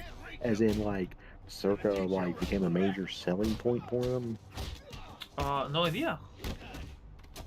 Okay, did you know that from the 70s on through the 80s, or actually most of Hulk's existence, it was a punishment title. It was a punishment series. Oh. Like character writers that the editorial staff did not like. Guess what? You're working on because the Hulk at that point became just formulaic. Something makes Bruce Banner angry. Enter the Hulk. Like, it was. And the thing is, they kept publishing Hulk because obviously they were fans, but also no one really knew what the hell to do that wasn't just basic formula. Until Peter David introduced the idea that Bruce has dissociative identity disorder. And that's where you get Joe Fixit, and that's where you get the Hulk and everything else, and the whole deeper psychological aspects. Then enter the And McFarlane. he was allowed to, yeah, and that's why and he was allowed to do that because no one had any expectations from the Hulk. Like, and that's why McFarlane's run worked so well, because he did horror. Nobody was expecting horror with the Hulk. Like, the idea of it being a horror title makes sense.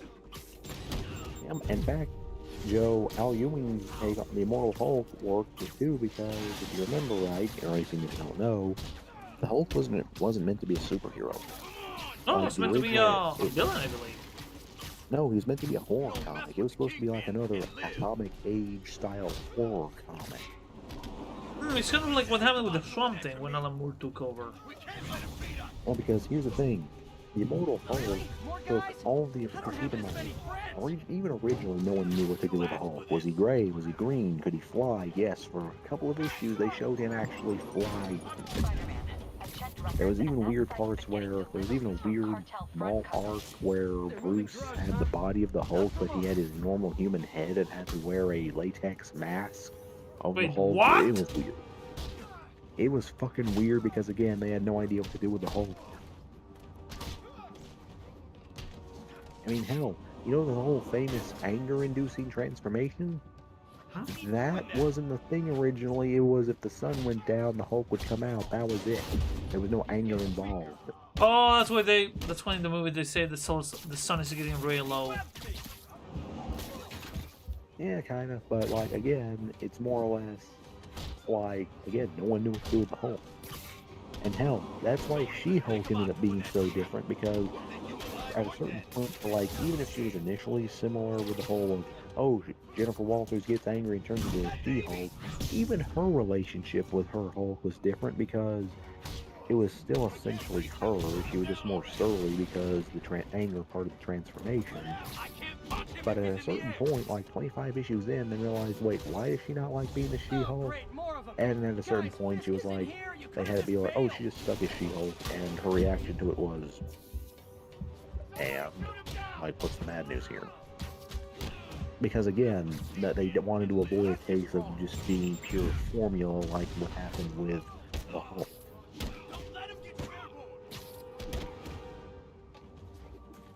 But yeah, it's like, again, Marvel really has this thing where it's like, if it's big name characters, they don't want to change anything. If they stop selling, then yeah, maybe. Oh, and you're forgetting. And if it's Spider-Man, he has to suffer. Yep, but like, again, you know, look recently, look at Venom. Like, in the comics, you know, if you're not keeping up with those, Venom is now literally a space god. That is the level of fleshed out that Venom has become.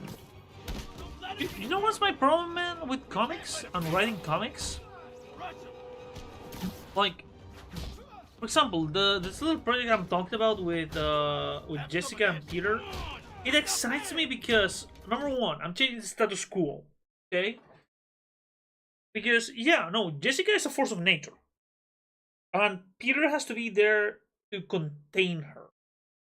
To let her rage bleed slightly, not to go apeshit. Second, Peter is now changing his role as superhero. He's not using the slinging things. He's not crawling through the walls. He's not using aerobatics to fight. He's using his brain. He's investigating crime. Things that, yeah, as Spider-Man he did. But to him, the fight was more important than the investigation itself. Yeah, like, for this story, he's gonna, like... For this story, the thing that he's gonna do a lot is that he's gonna do forensic science with Jessica. But, which would make sense. But here's the thing that really enrages me about comics, and it really pisses me off. I feel like there's so much reboots with characters because they reach a level of being so fucking powerful that you don't know what to do with them. Like, for example, Batman. Everybody knows that if Batman has a plan, he's gonna win. As I love John Constantine because he never tried to become God. He was not trying to throw fireballs in the street. But there's characters that you eventually make through training or through stupid plot lines or through arcs. You keep upgrading them to a level where they become a force of nature. And they stop being interesting because they don't have to deal with normal shit anymore. They have to deal with more abstract shit. Like, to me, The Sandman is an interesting story because it's not a story about gods fighting gods. To me, The Sandman is interesting because it's the story of a flawed guy dealing with his issues and his family. So, for example, when I was told that Eddie Brock now has a kid, that makes the story interesting for me because, yeah, he's basically a god. But how his kid will deal with it? Like, to me, the thing that makes Wolverine interesting is all the bullshit he has to deal with. All the baggage. To me, the idea that he's indestructible makes it boring. The idea that he, quote-unquote, cannot die. I know that there's ways in the comic, but no, I'm thinking like a normal guy with a gun cannot take down Wolverine. There's no stakes. Or like the idea that I know this happened for a little bit, but the idea that he had like what was it where his claws were like had the Phoenix Force like infusing them? Yeah, because he was technically resurrected by it. I found that idea so fucking stupid. Yeah, well, it disappeared fairly fast. Yeah, I know, but for example, to me, the characters are fascinating when they're still like human level. Like, yeah, I don't know, Superman is another, like, I'm not talking about Superman. I'm talking about characters who are street level threats who get absurdly high on their stakes. Like, to me, Peter Parker's never gonna be the Spider God. No. To me, Peter Parker will always be a guy who's trying to do good things. And whose enemies should be street level guys. Like, I don't see Peter fighting somebody like the Red Skull, or fighting Loki, or fighting Null. I'm pretty sure he has already faced Null a couple of times. Yeah, because, well, keep in mind though, Null was more or less a whole thing where it was a major Marvel event where everyone was fighting him. Yeah. But for example, I lose the interest with things like the Clone Saga. Because I don't see where the... To me, the stakes are, oh yeah, he's gonna get replaced by a guy who looks exactly like him. And now we're never gonna know who's the real Peter. But to me, there's nothing interesting about the story. Like... Yeah, to be fair though, we can thank that Clone Saga for the fact that, well, they needed something to shake things up because the marriage wasn't doing it. Like, for example, you know what? If I were to do like, I haven't read the Clone Saga, okay? But if you were to ask me to do a story involving clones, I would clone fucking Uncle Ben. I'll make him be disappointed of Peter being Spider-Man, being terrified of him being Spider-Man, being afraid of the Spider-Man. It kind of reminds me of this one. Again, this is a comedy video, but it kind of, you know what they say, comedy opens us up to truths we weren't aware of. And like literally, it was a case. It's that guy that does Soldier Boy, you know, that kind of does the whole, like, you know, Super Friends style skits things. Yeah. And he did one with Peter, with Doctor Strange, bringing Uncle Ben right before he died. You know, got shot to meet with Peter for Peter's birthday. And Ben's like, oh, you're a superhero, cool. Like, you know, he's like, so you make a lot of money about that, huh? And, like, Ben's fine with being a superhero, but he's like, wait, you stopped being trying to make money because I died? Well, yeah, great power comes great responsibility. And Peter's like, yeah, you said that. And he's like, no, I have never said that in my life. What? But you did, like, which again is kind of a joke on the fact that Ben actually never said that was a retcon. But, well, like, again, the whole thing of going with the idea that no, Ben doesn't mind him being a superhero. The fact is, he minds the fact Peter's life has become a raging torrent of pain and misery. Yeah, no, like, to me, that type of story is interesting. I know DC did it with Thomas Wayne, but I'm not asking Uncle Ben to have superpowers. I'm not telling Peter, I'm not telling the writers, no, Ben should have, like, a Venom symbiote. No. Imagine this. Imagine Ben gets brought back to life, even for a short time. And when he finds out about Peter being actually Spider-Man, he's scared of it. Scared of like, what if he actually believes that J. Jonah Jameson has a level of rightness? Like, he's like, no, Jameson is correct. Who gives you the power, the authority to do this?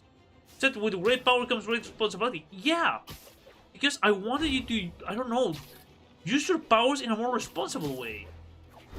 What more responsible way to being a superhero? You're a scientist, Peter. You could have cured cancer. You could have cured COVID. I don't know. But you're swinging around fighting people. Why don't you give your technology to the cops? Like, I find that more interesting, more compelling. Because part of you is like, yeah, Uncle Ben's right. And now Peter has to deal with, this version of my Uncle Ben is right, but he's not Uncle Ben? Maybe? Even if he's a clone and I know he's not real, there's truth to his words. And that makes it interesting.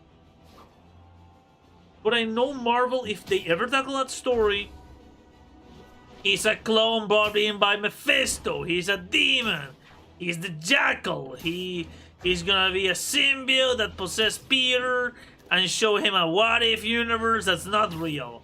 Because that's what Marvel does. Yeah, again, it really gets to the point where, like, Marvel's biggest problem ultimately is they never want to take risks on something that works.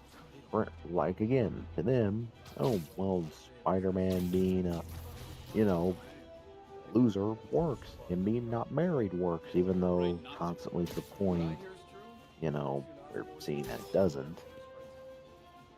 But then you have like, I mean, hell, here's a better example even Spider-Man. You want to know what they originally wanted to do with what they originally wanted to do with Thor? Keep in mind, the react. Okay, here's a bit of backstory. Are you familiar with the character Thunderstrike? No, I never heard of that guy. Okay, basically he's a spin-off character of Thor. He was an architect named Eric Mason who proved himself to be worthy of Mjolnir, and Odin basically let him be Thor, while Thor's like, okay, you know what, I need time. Stuff, a lot of personal stuff was going on with Thor, so he decided, I'm going to go to Asgard and sort myself out. You have my full blessing to be Thor on Midgard. And Eric Mason was like, okay, so he was Thor. He was fairly popular, and popular enough because the reason why he was popular was because he was known as every man again. He was just a working class guy, he with the powers of a god. He actually had a really likable personality. He was divorced. He was trying to be a good dad for his son, even though he was never as active in his son's life as he should have been when they got divorced. He was really interesting setup. And they decided they wanted to bring it back. Eric had the most Thunderstrike made for him that basically came with Hold on, you sound kind of far away, man. I can barely hear you. Oh, can you hear me now? Way better. Yeah. Basically, he was more slightly less powerful version of Thor, but still pretty tough.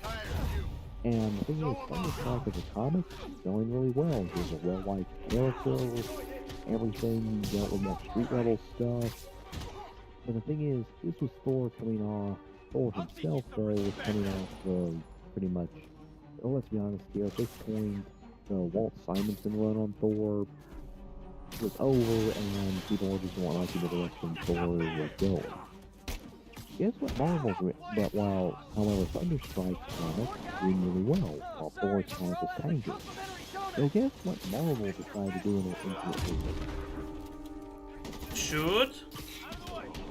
Cancel Thunderstrike, the selling well comic, to prop up Thor's sales. Wait, what? Sorry, I can barely hear you. Something with toy sales? No, they canceled Thunderstrike's comic to prop up Thor's sales, thinking that would work. They just canceled Thunderstrike's comic. Oh no, they killed him off. Oh. That's some shitty as fuck, man. Like, and it didn't even work because Thor continued to flounder. Really? I mean, the Dan Jurgens run on Thor was okay, but Thor really didn't get the stride again until JMS came in. Like, you know what I was thinking, man? Like, one of the things I would like to do if I was one of the Marvel editors. This is gonna sound fucked up considering everything that's going on right now, but and I know certain people are gonna give me shit for this. But imagine this. So then, what if we take the whole immigration fears that Donald Trump is implementing, yes, but we translate it to. Wait, what? So the whole idea with ICE taking immigrants out of their homes, even if they're green card holders, what if we took that idea and translated it into a Marvel story? Or, for example, the mutant nation is exiled. I hate to say it, Joe, that kind of already has happened a couple of times. Yeah, I don't know. I was thinking like something an equivalent of that. Or like what would be an interesting. It could be a potential civil war as well. But... That's my theory. Honestly, one thing. I mean, here's the thing. One thing you actually probably could do. I'm trying to think. Yeah, no, it's still too similar. Like, again, I see the idea, but weirdly enough, I've not seen too much of that hasn't already been done. And I'm not saying, it's a bad idea, it's just like, well, even you said yourself, you're not a big Marvel guy. Again, like, like my problem with Marvel is that I feel like, and that's the problem I have with every with the majority of comic books nowadays. Is that the fact that I feel like there's not really things at stake anymore, because you know how powerful characters are. Like, to me, oh, okay, I think I have the perfect way to say it. And this is gonna sound so fucked up, man, but I really think about it from my perspective. The characters of Marvel being all powerful and DC being all powerful, all leveled up, all like godlike. Their problems are, to me, it feels like the same type of stories that I would hear from rich kid having to deal. What's my reaction to it? Oh, poor me! I'm a god, and I lost this shit. Like, there's no real. What's the word I'm looking for? Pathos? No. There's no way to relate to the character that's that disconnected from reality.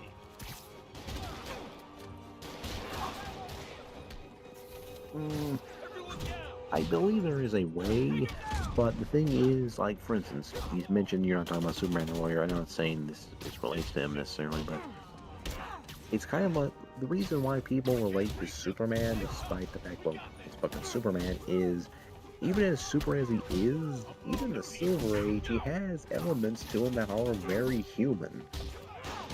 Like, okay, you remind me of an argument I had with my former best friend. It's or Superman argument. Because he hates Superman. He truly fucking despises Superman. And I handed him a copy of the Alex Ross story about Superman. I forget the name of that one. Superman Hope. Yeah. And how Superman has all the power in the world, but also he's limited by it. And my friend says that's bullshit. That shouldn't be a problem for Superman. Like, Superman should be the guy who cures cancer. Superman should be the guy who, I don't know, for example, with the Russia situation, he could just arrive to the Kremlin and stop everything. He should be the guy who stops the Ukrainian army from being destroyed.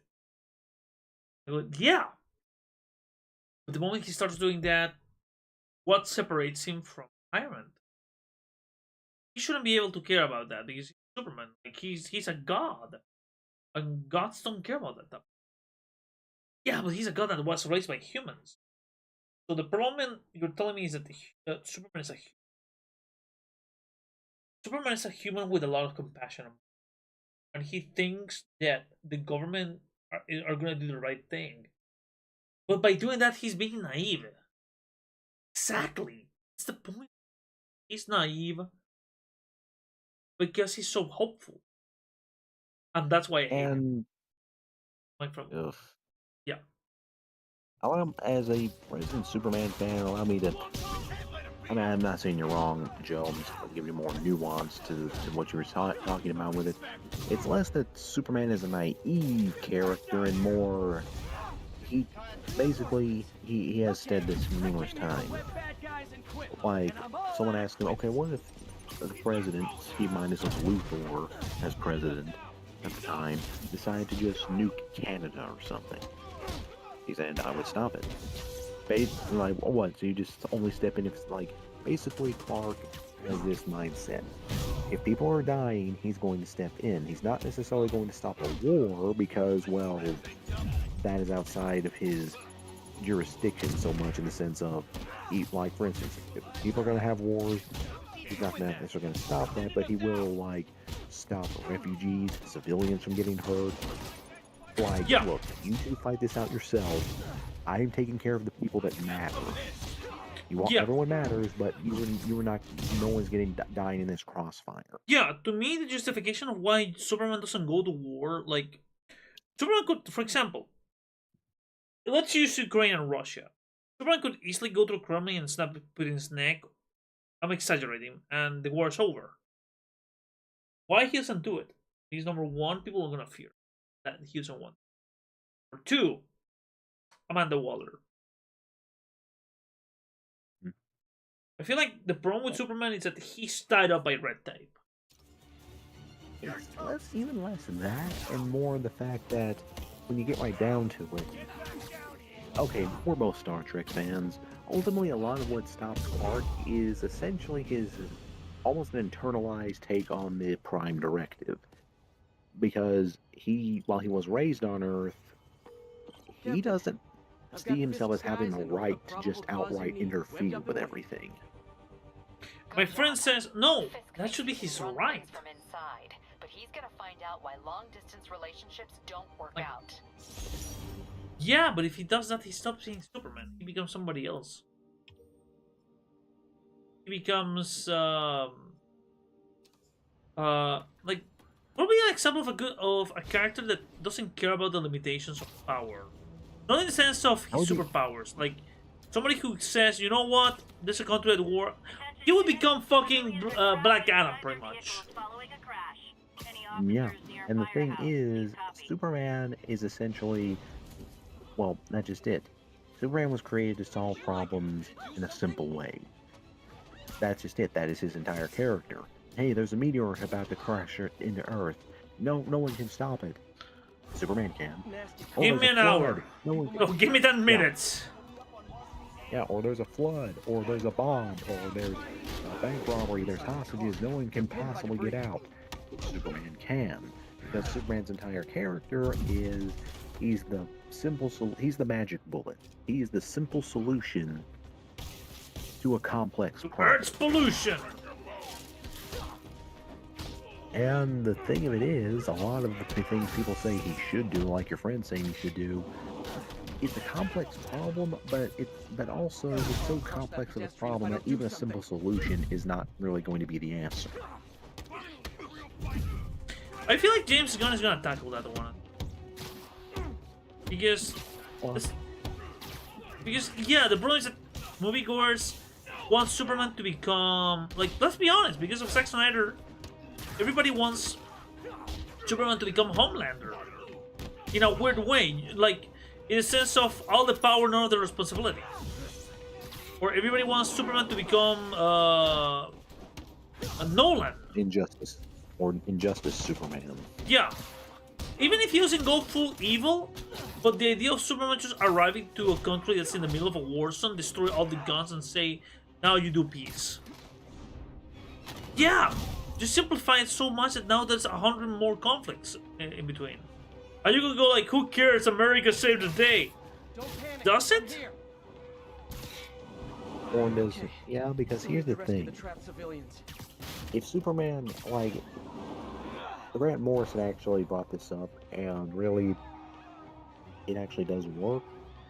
If Superman tells you to do something, then he's not Superman anymore. If he forces you to do something, he's not Superman anymore.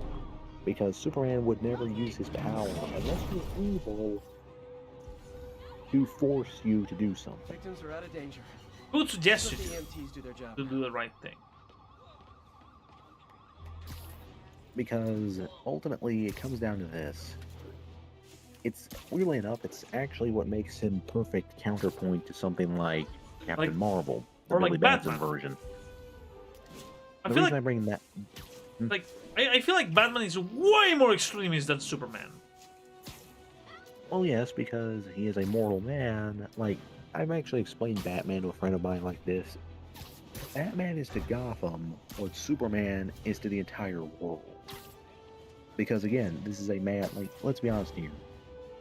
Batman is, his jurisdiction pretty much, ultimately, it extends to a city that is roughly the size of New York. Lots of busy worker bees up With as much crime as New York in the 70s. If not Detroit thrown in a little bit. Not Detroit!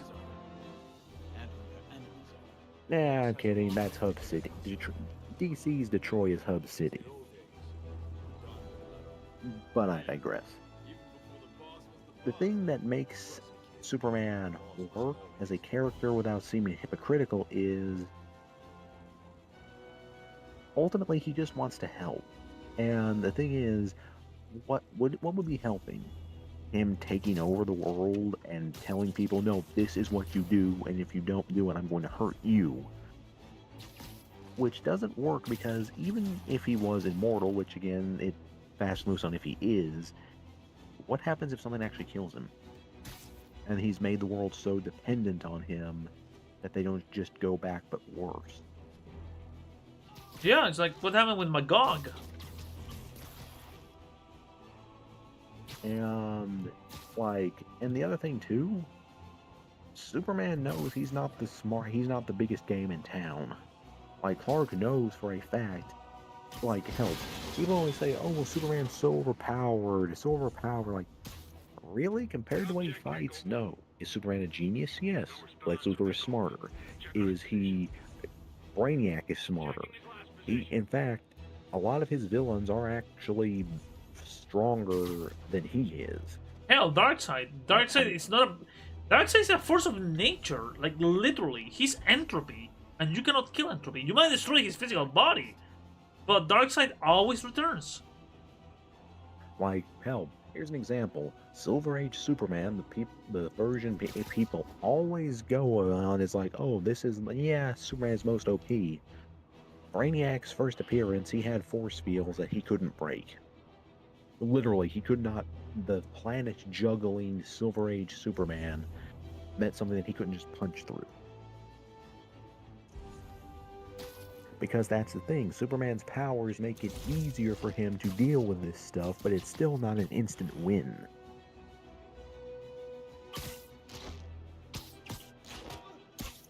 You know, he has to outthink. A lot of the times, he has to outthink everything. It's kind of why a lot of the time, he's actually a better written character than Batman when it comes to solving something, because when a writer gets lazy with Batman, it's, oh, he planned this. Whereas Superman, no, it's genuinely on the fly.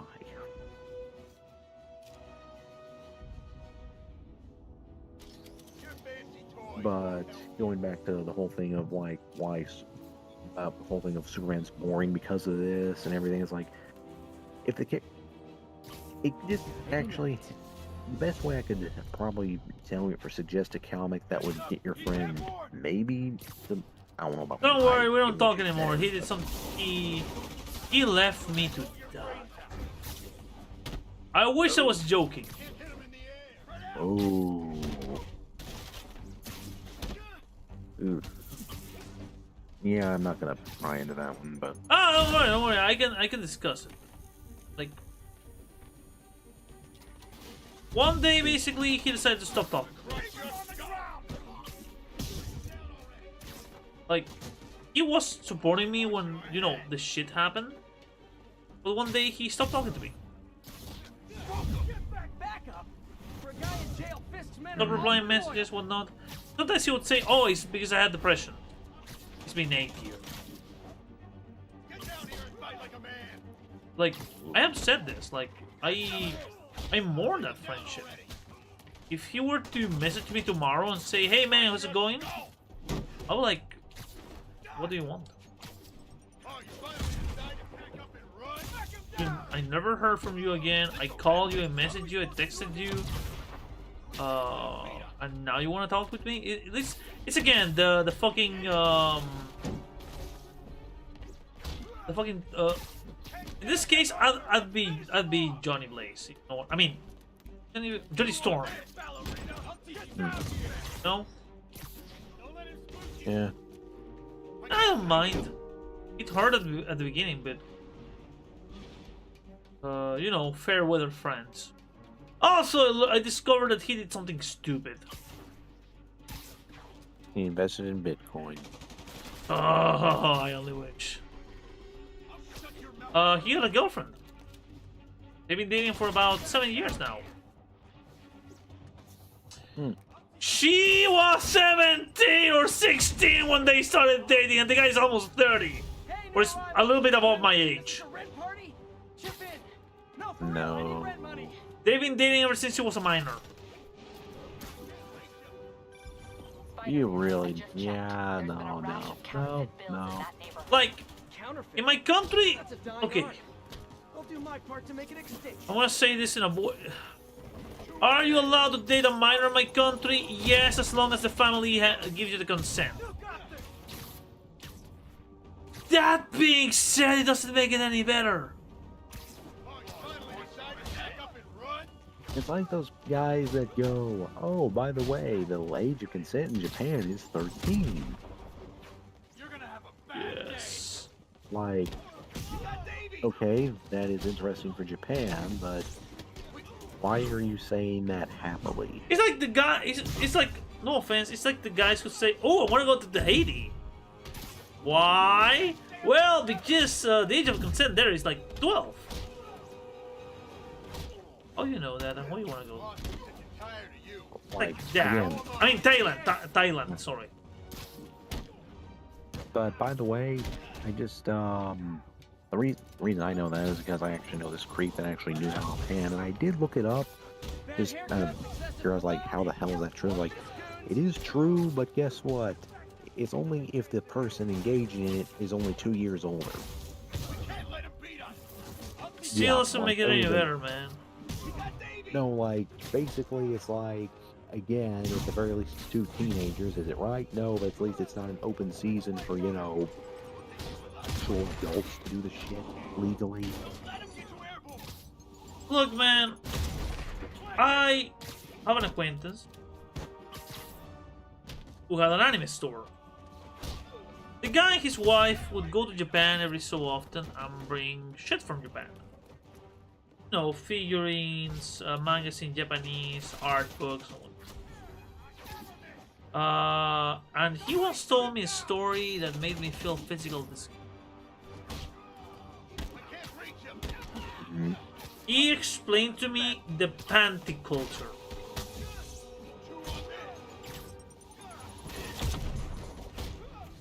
More backup? Guys! I really don't want to hear any more on that. Like, so you know how they say that Japanese people like are obsessed with panties? Yeah. He told me how far that culture goes. I don't need details. No, but you'd be surprised to what people do for money. Nothing surprises me when money is involved. So funny enough, I'm sorry, the thought of that just threw me. Hold on. I'm gonna say that was the tip of the iceberg because there's something else that he told me about, and I will say this, and I will die on this hill. I would love to go to Japan. Like, again, my plan was to propose She Who Shall Not Be Named at Tokyo Tower. That being said, living in Japan, having kids in Japan, starting a life in Japan. Great. That's one more revenue Yeah, no. stream Wilson I'm Fisk never gonna. can't use to pay his lawyers. I'll go as a tourist, but I'm never going. Nunca, jamás. No. Well, to be fair, it would be hard to actually get permanent residency there.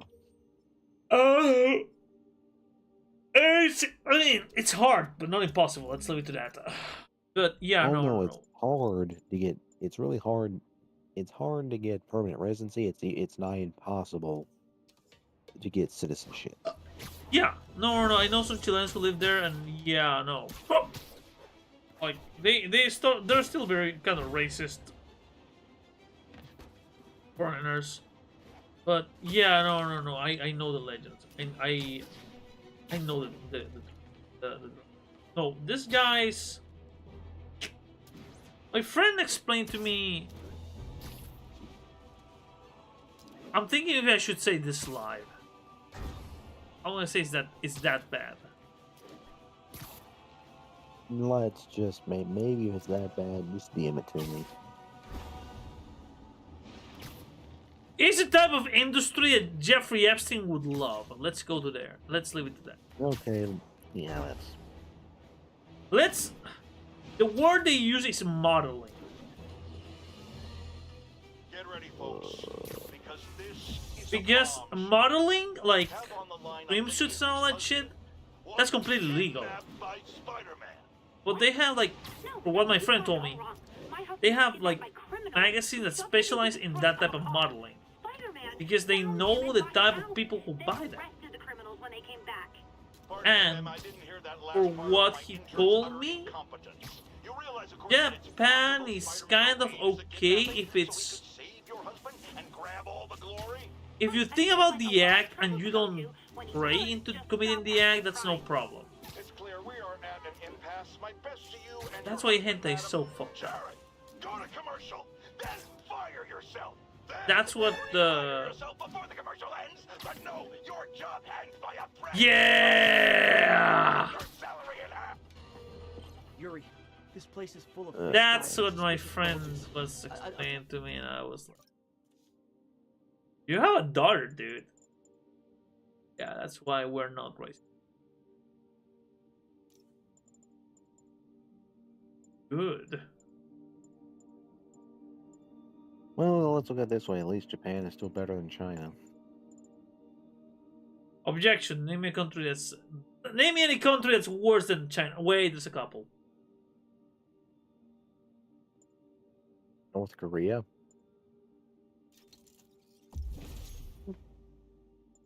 You know, I remember something. It was the Alternate History Hub, where they were like, you know, the guy that always does like, you know, what if this happened different, or what if this existed, or at this time, and he did. It was the one where he did, what if Godzilla was real? How does that affect the world? Alternate history. And one of the lines, just one of the things he said, just made me bust a gut for a solid minute. You know what it was? If Godzilla was real, people would wonder, where did he come from? What happened? North Korea would claim they created him. I'm talking about guns. Yeah. I can't order a raid over bullshit. And then every country would decide to descend on North Korea and wipe them out because, congratulations, you made fucking Godzilla.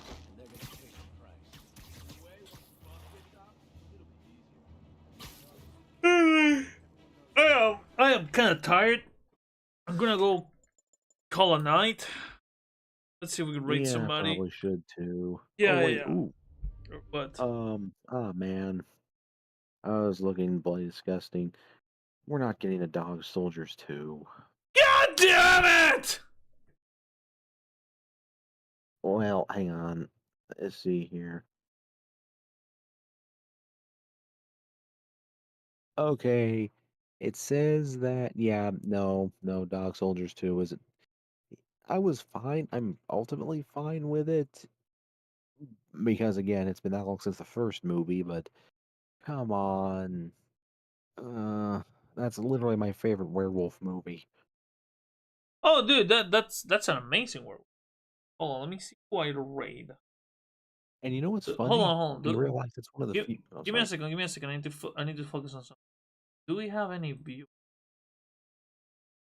I think we might have one. Do we have two? Holy shit! I wasn't expecting this. I'm one of those. Hola, Haru. Okay, let's go. I think we're gonna. Oh shit! Multi's online. Here's a shit ton of viewers. Okay, let's go raid Charlotte. We'll give her a hello. It's 4 in the morning. My head hurts.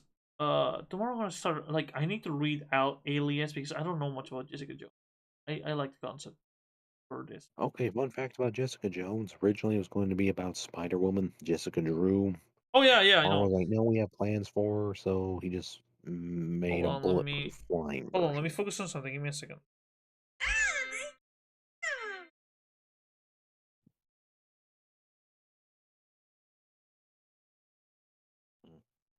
By the way, what's your favorite suit? Sorry. What's my favorite? What? Suit in the Spider-Man game. I was gonna ask you earlier, but I forgot. In order or just like your favorite one, the one you usually go for. Oh, I go for the new suit, but honestly, I like the noir. Like, I would like the noir suit better if it has a trench coat and the hat. And I like the Spider-Punk outfit as well. My problem with the noir suit is they give him the gun. And it's not even, mostly because it's not even tied to like the suit power or anything. It's just he has the gun there and he's never going to use it. that's one thing I don't like about a lot of like skins and stuff when they add props to it. That